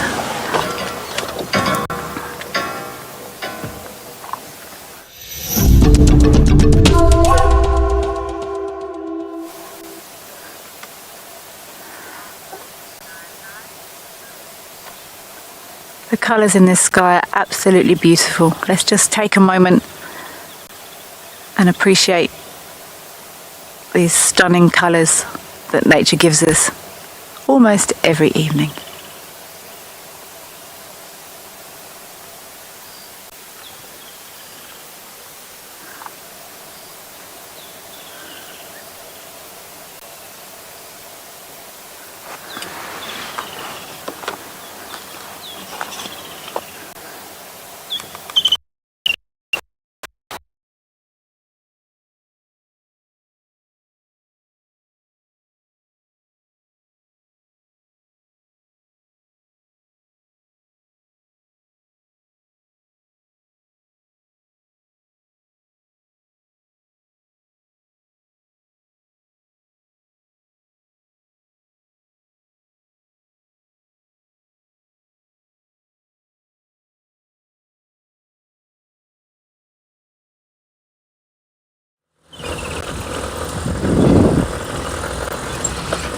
Yes, welcome back. I'm out on Chitticut Line. I'm heading now north. Still heading towards central side, and I'm going to cut across into Gowrie Dam. As I said, I want to try and give a hand that side and try and see if we can find whatever is calling or alarm calling there. Hopefully we can find a predator that side. I know that Kelly said that she's also heading there and she wants a challenge. So I've got my mud boots on and I'm good to go.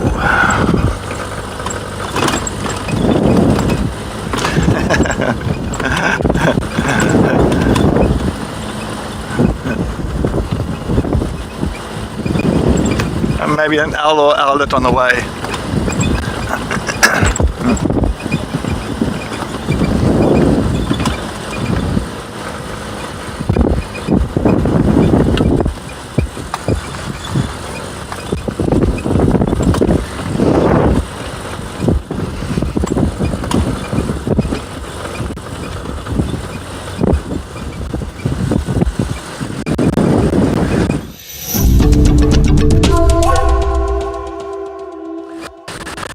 Still going up.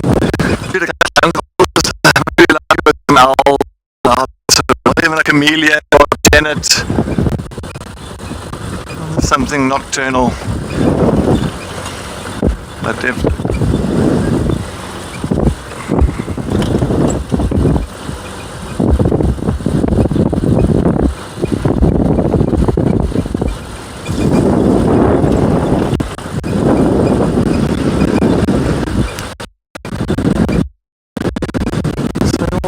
a good thing to look out for is those eyes. You know, the nocturnal animals, they usually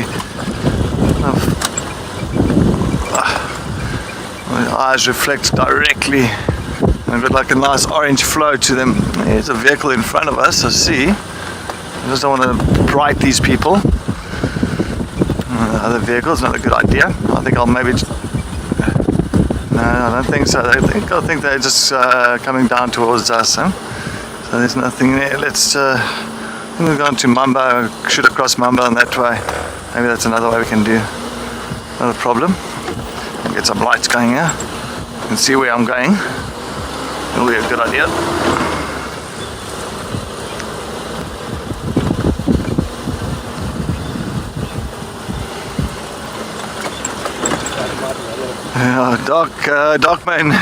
Darkmane lover, good evening. Thanks for the question. What's the most frightening moments I've ever had?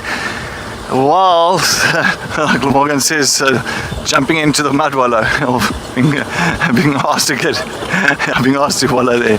But no, my most frightening moment I've had is, I've had quite a few. I think one of the worst ones I've had is where I had the Styx Pride with one of the Majingalans many years ago. Busy drinking at one of the pans, and that was at night time, about 7 o'clock, just before we closed down, before we went back to the lodge. It was actually right not too far from the lodge itself. And while they're busy drinking, all the females and the cubs and the one Majingalan male lion with them, and next moment the females just got up, like interested in something, and I had the pan in front of me, the water was in front of me, and they ran off to the side where there was a little drainage line to the left of us. And as they ran to the side, to the drainage line, I was carried on focusing on the male lion and the cubs busy drinking. The next moment I heard this, and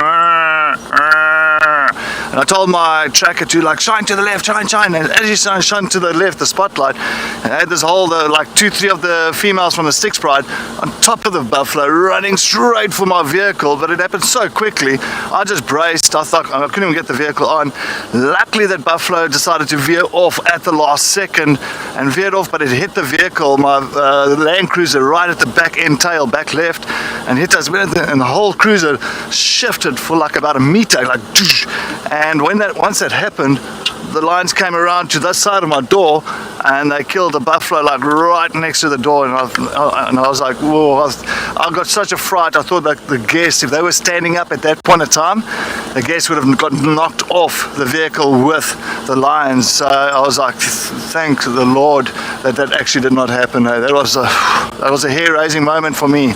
So yeah, and I got a hold of it and they killed the buffalo. Yeah, it was absolutely insane. It was a crazy sighting, but it was hair-raising, because you can't see it, all dark and you're shining lights everywhere, and things are just happening so quick. Things happen really, really quick. So yeah, it was one of those fantastic sightings, but yeah, definitely had to go change my underwear after that.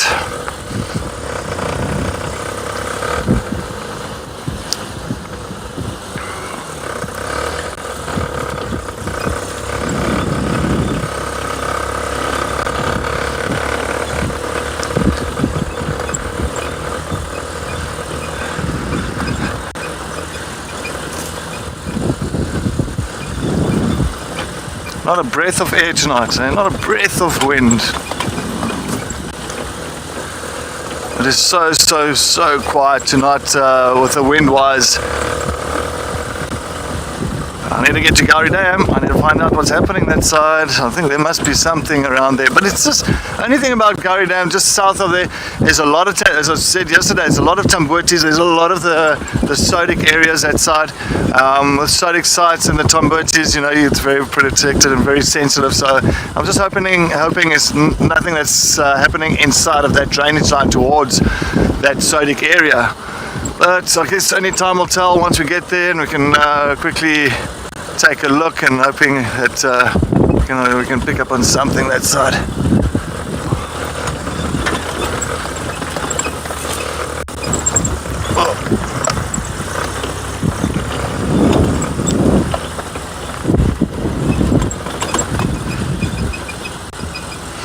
Anyway, while we try and get to Gowrie Dam, let's see what Kelly is up to. Let's head to her.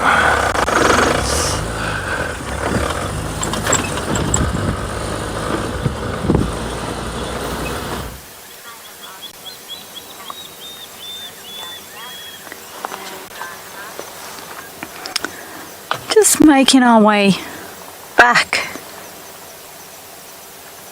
up towards the north, and we've got this lovely silhouette of my bird teacher would be very annoyed, but I'm going to guess these are spotted eagle owls based on size and shape, which is often frowned upon in the birding world, but it's actually a really nice silhouette here. We've got them both beautifully against the sky. And these birds are normally monogamous. They nest just in pairs. They nest on their own, and this looks like a pair. They normally They often lay throughout the year, but these birds will be looking for rodents and things as the light drops, and all our nocturnal goodies start to come out.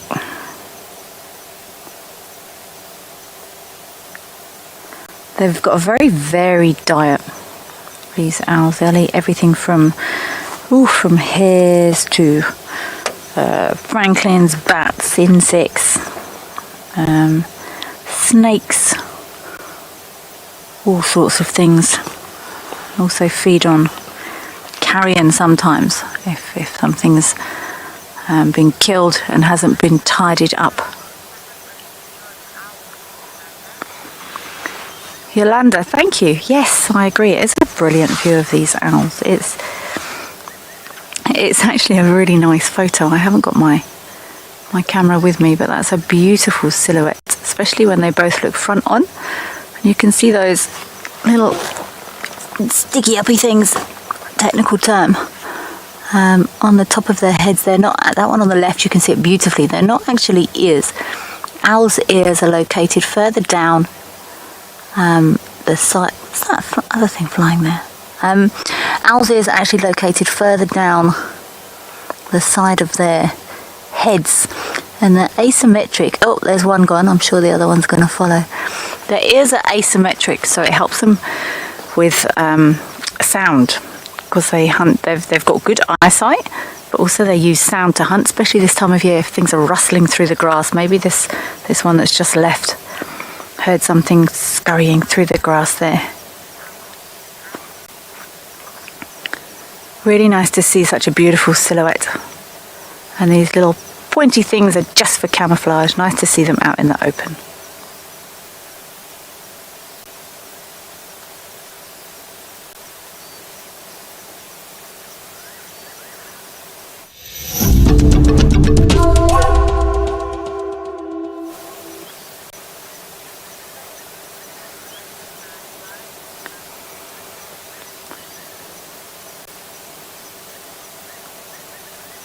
So nice to see them.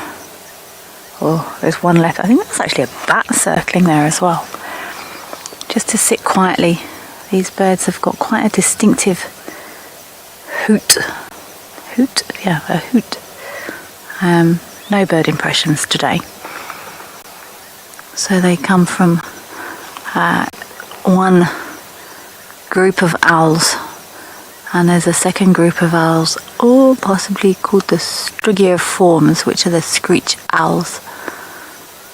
Barn owls are one of them, with that very high-pitched screeching sound, but these are from the hoot owl family. I can hear some fiery-necked nightjars calling behind me. It's so quiet I can even hear the insects.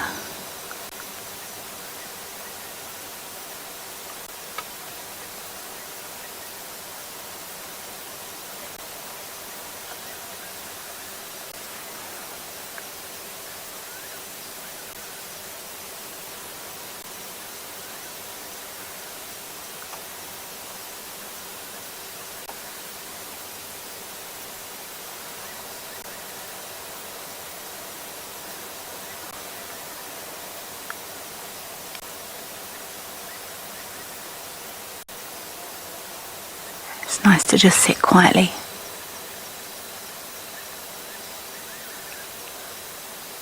Listen to the sound of the night. I think I can actually...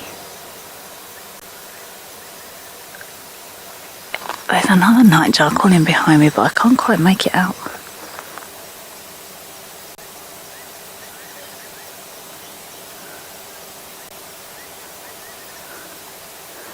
I'm sure this owl's partner is not too far away. They're so quiet when they fly, almost silent.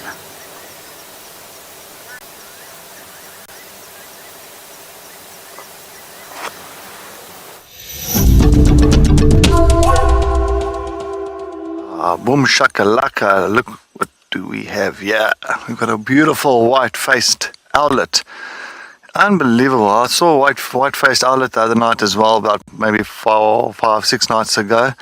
And now we've got another one, not quite far from the other area where we found the other two, or the other one. And I hardly ever see white-faced owlets. I think I see white-faced owlets once in a blue moon. And and as I said, now it's pretty much 2 sightings, different areas in a matter of a week, which is fantastic, absolutely fantastic. That's means it's a very healthy ecosystem here. Everything is working well. The mice is running around, nice rodents for it. So it's ideal place for these owls and owlets to spend time. And as you can see, once again, that really round head and big, it looks like it wants to fly. It's like hearing something. Or seeing something. But got a fantastic eyesight. And of course, the hearing is just immaculate, very around 100 more acute than a pigeon. So that's our.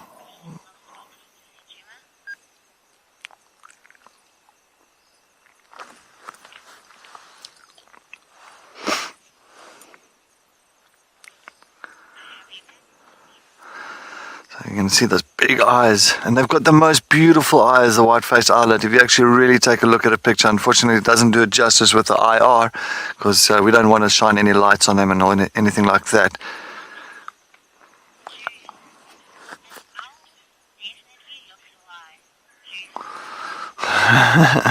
Jude is good of evening. Yeah, this owl definitely looks really wise, but that's usually owls. Yeah, owls definitely look wise. I say wise as an owl. So they always think, like, if you're clever, like in the class or whatever, I always remember the people saying, wise as an owl, or the teachers, wise as an owl. I didn't ever understood that, but well, I guess they do look wise. I guess it's just the way they sit up and look, and they're like really serious. I definitely never heard that one. No, wise as an owl, never. I was never told that. No, definitely it wasn't told to me as well, but I'm just saying, wise as an owl. Yeah, I heard about it, yeah. Wise as an owl. Thanks, Jude, for that, comment. Fantastic. But yeah, coming back to those eyes, they are absolutely orange. They've got the most beautiful eyes out of all owls, by far. I'm not saying that other owls don't, it's just that this owl specifically, the eyes is so orange. If you think of an orange, like you eat an orange, that orange, it is maybe more kind of enhanced orange. That's how orange it is. You really got stunning eyes. He bobs his head there.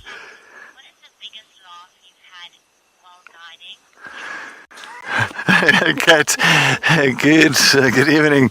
What's the biggest laugh while guiding? I think today was one of my biggest laughs with Morgan. I think today was definitely hit new limits. But look, I've had good laughs with guests, of course, many times. Guests really, they can make me laugh as well, like, certain comments and questions, which is fantastic. I love them all. I think it's always a good thing. You always hear different explanations on something, and it's completely different on what you know. But yes, I don't know. But I honestly, at this point in time, what I'm thinking now today, because I was in tears. I was in tears today. With my mud boots and everything on top of the Sunset Drive. So yes, I think today's my tummy's still sore from laughter. So yeah, definitely today tops a lot. I think I really had a good day. So it was one of those days that you can, you've got to enjoy it. You've got to enjoy the bush. You've got to, make most of us believe in life and have these little enjoyments around. But let's carry on and go down to Gowrie Dam, head back to Kelly and see where she is.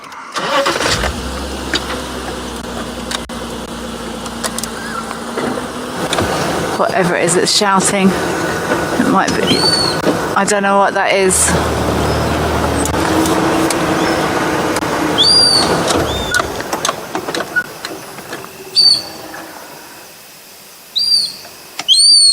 There's something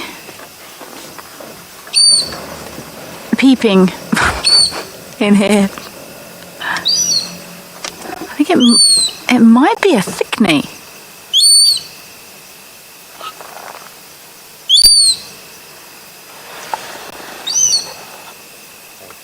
You got it? I'm going to guess thickney, but I don't know why it's... Yeah, it's a thickney, but what? It's very distressed. What's it upset by?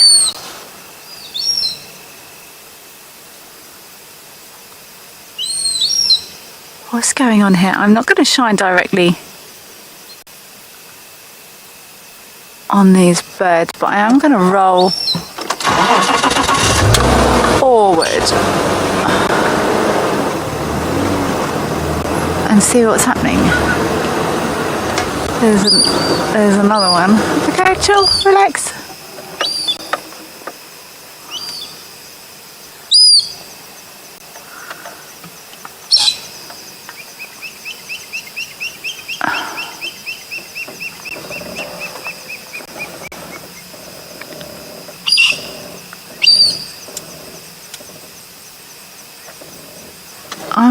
I feel like there's something, this little dip. So thirsty, thank you, beautiful bird indeed.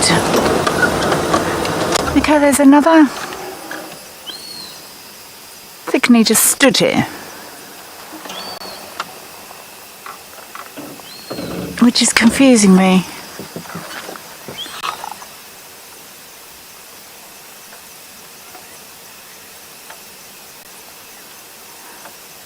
These birds aren't upset by me.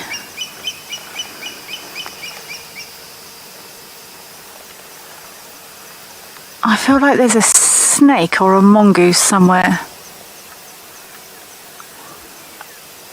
This light is not on this bird, so I'm not affecting its behaviour.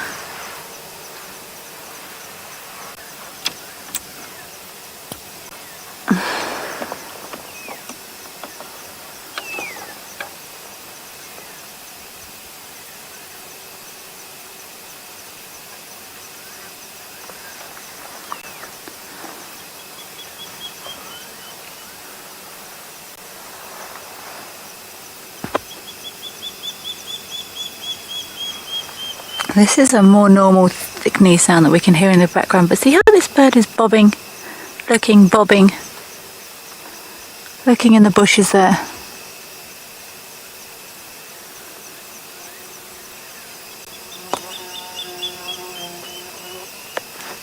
That's a rather large beetle.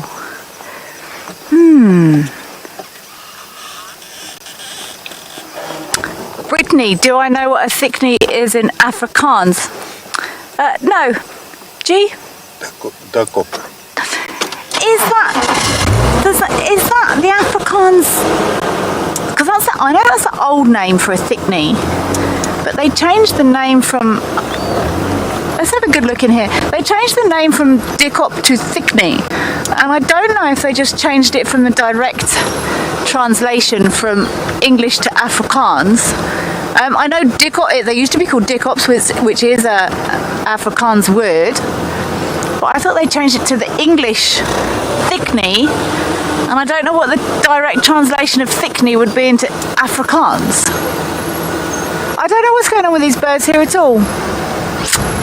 I'm mystified. I feel like there might have been a snake pass through here or something, because they're still being noisy over there. What is the actual Afrikaans translation of thick knee? Thick knee. Yeah. It's like a thick knee. Yeah. What is the Afrikaans for that word? Dik knie. Dik knie. I don't know.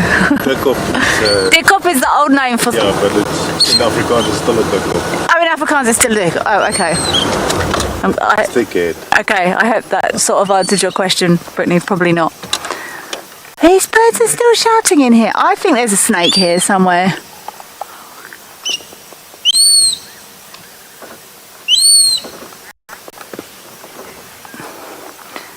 I think there's a snake here somewhere, but I'm never going to see it in this grass, and I don't want to shine on these birds unnecessarily. So I'm going to send you back over to Cedric and carry on making my way north.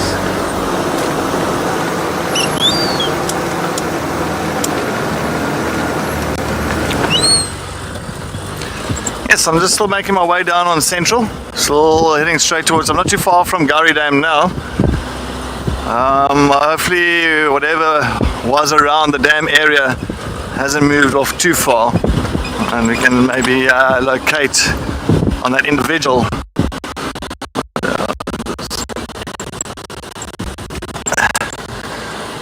Maybe like to Mvubu Road. It's just sometimes difficult just to kind of really pinpoint the direction.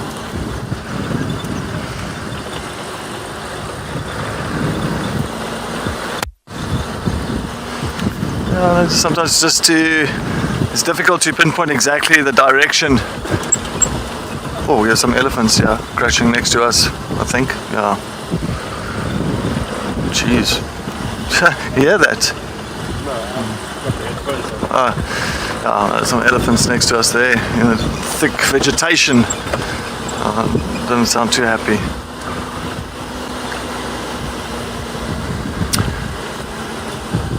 There's so many elephants, and I think the elephants are getting more and more and more at this point in time around these areas where, of course, the water is coming less and less around areas where they don't have these big dams and water sources. So I think you'll find now where you've seen today, Gowrie Dam, Twin Dams, and most likely Treehouse Dam even had elephants during the day this afternoon because of that heat. And definitely some of the dams in this area on Djuma itself, it really holds water very well. I think that's it's always a plus. Water is life. So I'm just waiting for those big herds of buffalo to start moving through here. Once the grass starts dying out further, and of course doesn't become as sweet when they start moving around more to these areas that hasn't been really overgrazed. And there's also water sources for them.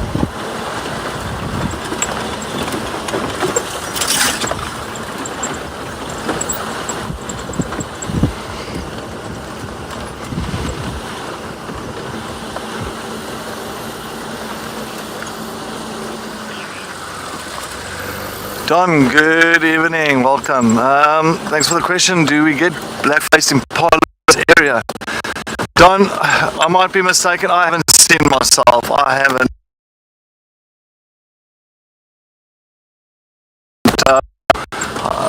Not often in this particular area. I think maybe, I think of it.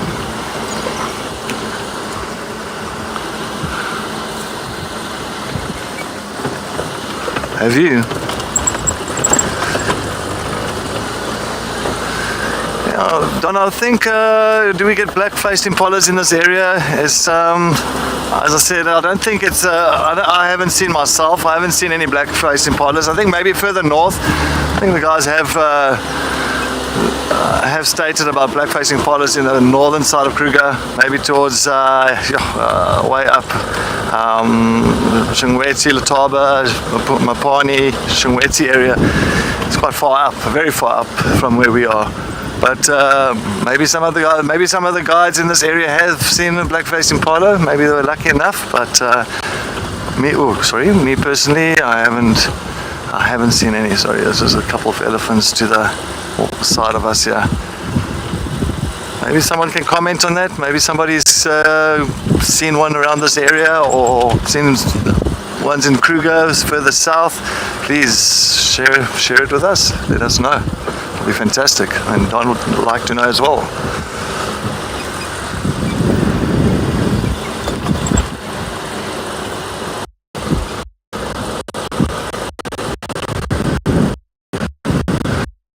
Thumbs for tomorrow. I'm holding thumbs, nkuhumas or telematis, some lions, some tawny cats would be very, very good. I'll say that every day. I think I'm saying that every drive now. Maybe I'm jinxing the situation. Maybe I shouldn't say that. I think every time I say it, they don't come. Yeah, well, let me rather not say it.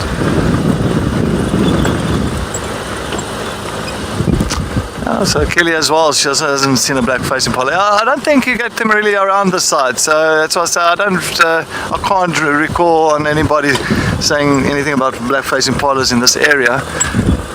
But yeah, as I said, I might be wrong.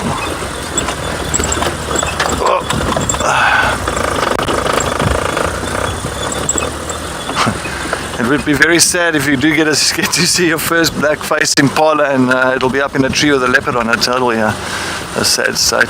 Oh, I thought it was an owl. It's not. Yeah. Well, that happened with an aardvark at Tingana. So Tingana, many years ago, I've seen a live aardvark and I've seen a dead aardvark. And a dead aardvark was on Arethusa and it was in a tree with old Tingana busy feeding on it. So yeah.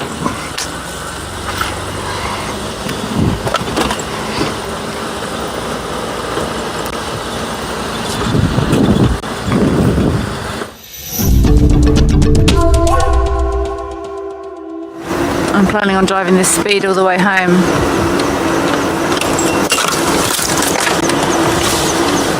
It's always super exciting driving through the bush in these big 5 areas at night time. You can only ever see what's in your spotlight or your headlights, and you never quite know what else is out here. There's nothing quite as exciting as coming around a corner and hearing a rustling in the bush, or that strong smell of a musk bull elephant, or even that very distinctive popcorn smell of a leopard's territorial scent marking. It's actually a really good opportunity to switch off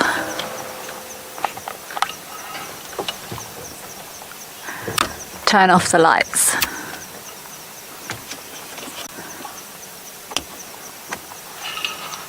And use your sense of hearing, your sense of smell. Because with that vision gone, it heightens all your other senses.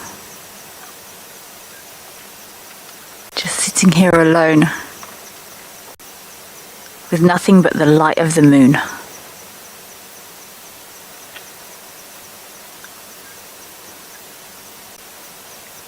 That spooky light.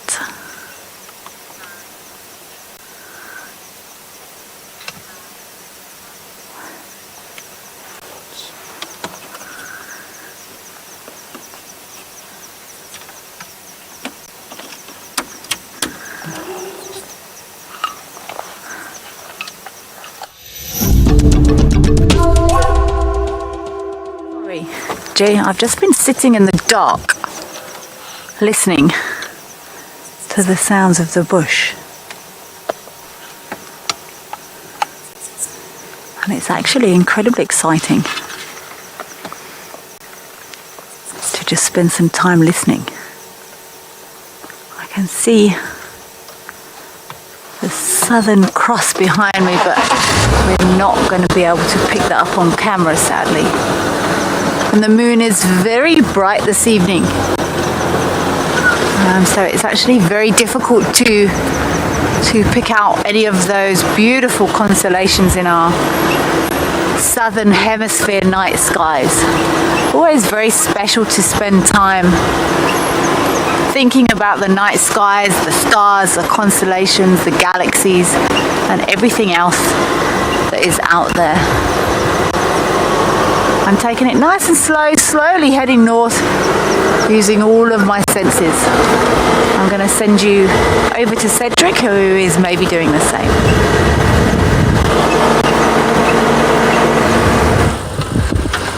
Oh, it's a rabbit. Hey, little scrubby. Give me a little fright here, buddy.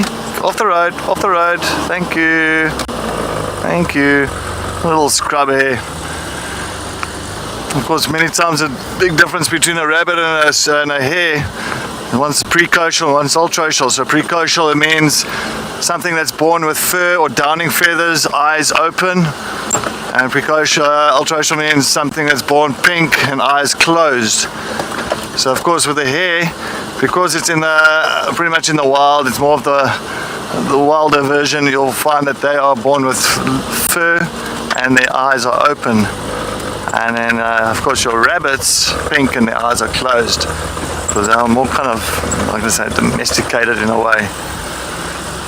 They don't really live amongst dangerous things. Oh, I think I see a bush baby, but that's far. Oh, that's not. It's a what's that? No, it's a nightjar.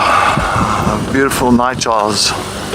Always nice just to look around. Sometimes you find these little eyes glowing at you. It's always so exciting.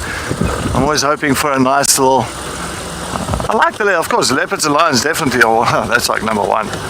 But also sometimes I like the smaller little things that the eyes glow, like your genets, caracals. I saw the African wildcat the other night, which I was very, very excited about. I mean, the African wildcat is, that's a very uncommon predator that we do have in this area.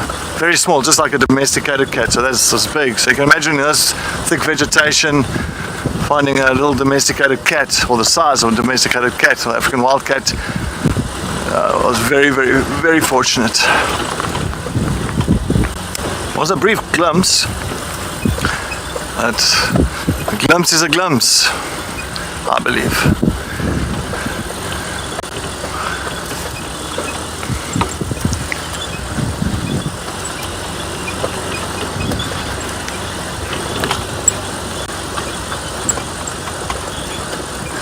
Sinek, good evening. Good evening. Thank you very much for joining us, and thank you for the question. Are owls smart birds? I'm sure they are. I think that's where they get the whole idea of wise as an owl. I mean, I know, like Morgan has never heard of it, but I did. I don't know, but I definitely heard about wise as an owl, and I think they are very smart. They really work out. They really work out on where their prey species are. Like of course, they've got very acute hearing, very acute eyesight as well. So it's not that they're clever in ways of, it's like I'll study exactly where these things are going to be. No, it's just I think it's more their adaptations over millions of years really made them a formidable bird of prey at nighttime. And for them to really become successful, as I said, those barbules on their feathers aren't attached, so when they fly they don't make a noise compared to other birds. When they flap their wings it makes a noise like a real like flapping, and you hear the air passing through, but with the owls you don't hear it at all. And but I think they're still clever. I'm sure they're still wise birds. Don't get me wrong. I don't think that. But also you must remember, then you get like the spotted eagle owl. And now this contradicts the wiseness of a bird, of the owl. I mean, the spotted eagle owl will, unfortunately, they'll go for a roadkill. So that's unfortunate. They get killed many times by cars on the road. Due to the fact of on the highways there's roadkill, and the owl will come down and sit on the road, on the main road, and unfortunately the cars will just knock them and kill them. So if they were wise enough they would have never done that, but that's just instinctual. It's prey species, and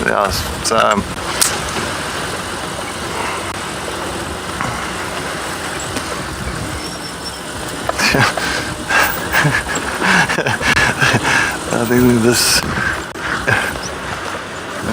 one here, this here in front of us has been running with us for like kilometers. Don't try and get him off the road, Sham. Come on, get off, buddy, get off. Follow the light. There, follow the light.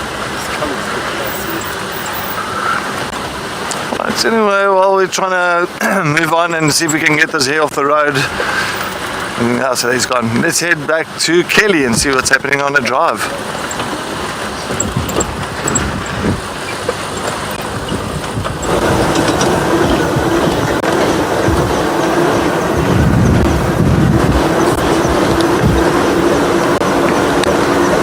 I've just rerouted.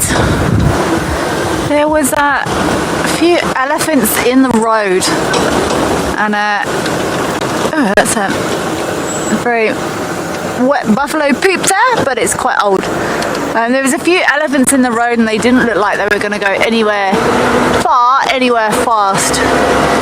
So I'm taking a different route back because, as per usual, I don't want to disrupt anything here. Who am I to ask elephants to move out of the way? They were here long before us. And we are very lucky that they allow us in their space at all. So I've just done an about turn. I haven't picked up, it's not always easy to see tracks in the dark, but sometimes you actually get quite a nice, not reflection. The light bounces off the tracks, especially if they're fresh. Sometimes if tracks are very fresh, there'll almost be a sheen on the sand. And sometimes these lights actually pick up very fresh tracks quite nicely. Haven't seen any tracks of leopard anywhere in this area. So I'm going to head back to Quarantine, do one last loop around Quarantine. But it's a mystery. I'm actually sad Tess didn't get any excitement there on dam cam. That would have been so cool to have a leopard or one of the cats or hyena come for a drink there on dam cam. It's really nice to be able to communicate though as a guide in any job that I've worked in. It's really important to work as a team. It's nice to share information, especially if you're working different areas of a property, different places, different people hear different things, and it's how we join the dots together. It's like for me, the bush is like a jigsaw puzzle. And we sort of know roughly what picture we're looking for, but there's pieces scattered absolutely all over the place. And it's actually really fun to try and get all those pieces together. So I'm going to carry on trying to work out some more pieces of this puzzle.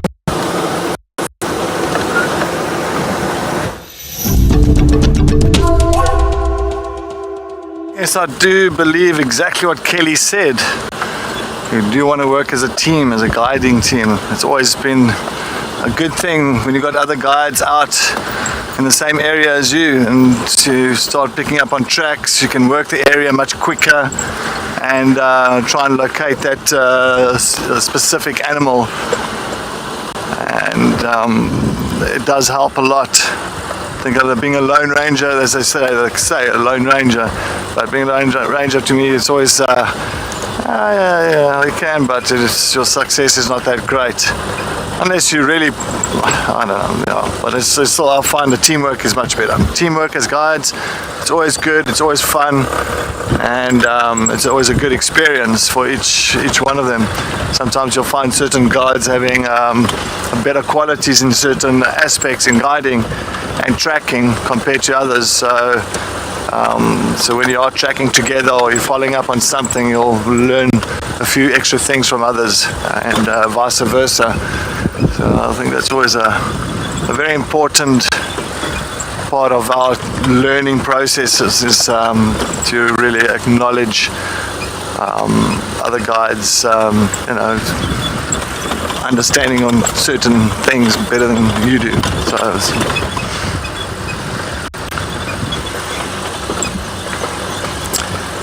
But yeah, unfortunately so far Sunset Drive missed out on the cats, but you never know. It's always tomorrow morning the Sunrise Drive as well coming through, so And I think I've just got this feeling I'll have to hand my leopard muti over to the others, so hopefully they can put it in their pocket and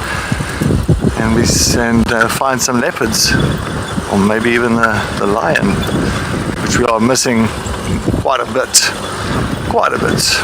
We hear them, we know where they are, but just not coming over.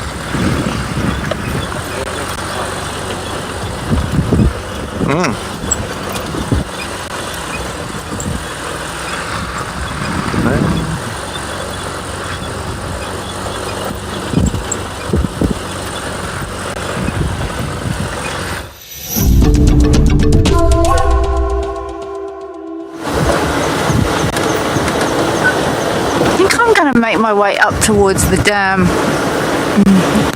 where dam camp is. I trust Tessa completely, and based on the fact that she heard bushbuck, baboons, I would be inclined to agree that there has been something walking there. But what and where and when is a different matter. But the only way to find out is to go and to look and to listen. So that's what I'm going to do.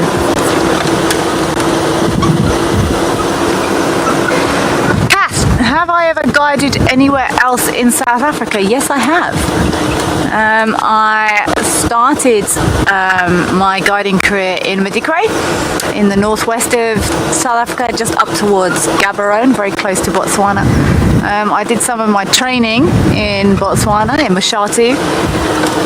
From there, I moved to Lion Sands in the south of the Sabi Sands, and then I went back to Madikwe for a little while. I've actually done some work in Malawi as well, very, very different, very exciting, doing some training there. Where else have I been? That's about it really. I haven't really worked in too many other places. I'm very keen to explore as many places as possible. It's always lovely to get to new spots and to new places. Obviously the COVID thing caused a little bit of a problem, but now I'm super keen to expand and see as many places all over Africa, not just South Africa, as I can. So I've been around a little bit, but not as much as I would have liked to. I'm still working on it.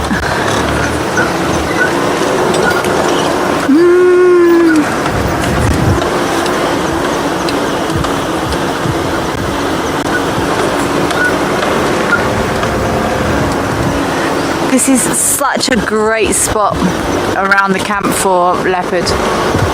I'm sure this quarantine area where all these impala always hang around at night time, you've got these drainage lines, you've got this water. I'm sure there's almost always a leopard here, it's just a case of finding them.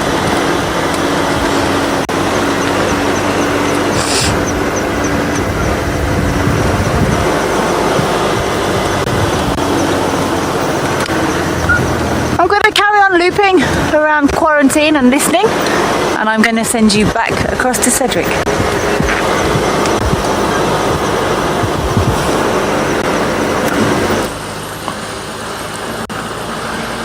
I'm still up here. I'm also on quarantine, but I'm on the far western side of quarantine. I'm taking a look in some of these marulas. Sometimes you'll find your little jennets sitting up in those marulas, like where the dead stumps come out, the hollowed out stumps. You'll find sometimes your little heads poking out there. And little bush babies as well. I love bush babies, absolutely love them. Little lesser bush babies, so cute. I haven't seen any yet so far, and I'm not saying they're easy to spot, but if they are around, their eyes really shine at this real orange color. So if you've got a spotlight and you do see them, you can pick up on a bush baby very quickly. I haven't seen anything. Not even a chameleon. I usually find my chameleons at night. Where are you, chameleon? You.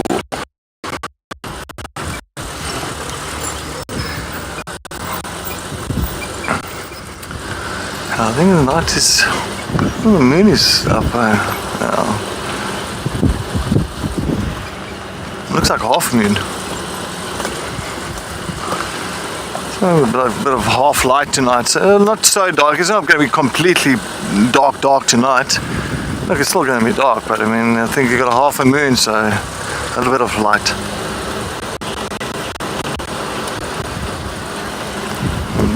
Boo Boo. Yeah.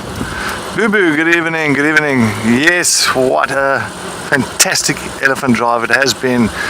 It has been magical. I think the elephants there at Gowrie Dam, I'm sure they were fantastic as well that side. I mean, I was sitting with the ones at Twin Dams, elephants swimming.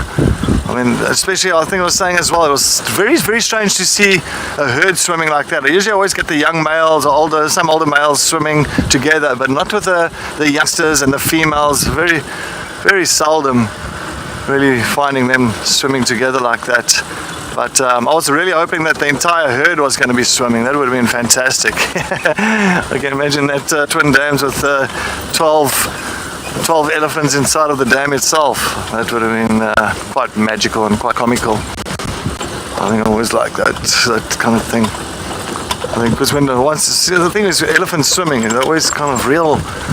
I don't know. They're excited. They look also excited when they're swimming and happy.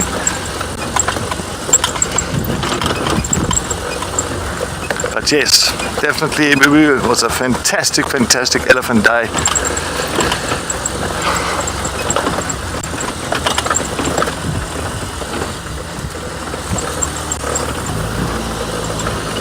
Whoopa.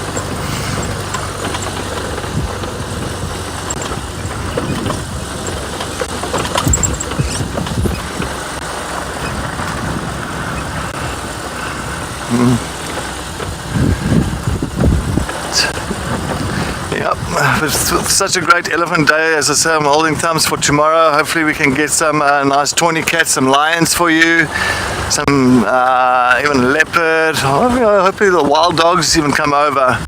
That'll be fantastic. So yeah, but you never know. It's the sunrise always has this freshness in the morning. It's always good to take a look and find the new tracks and such, and hopefully find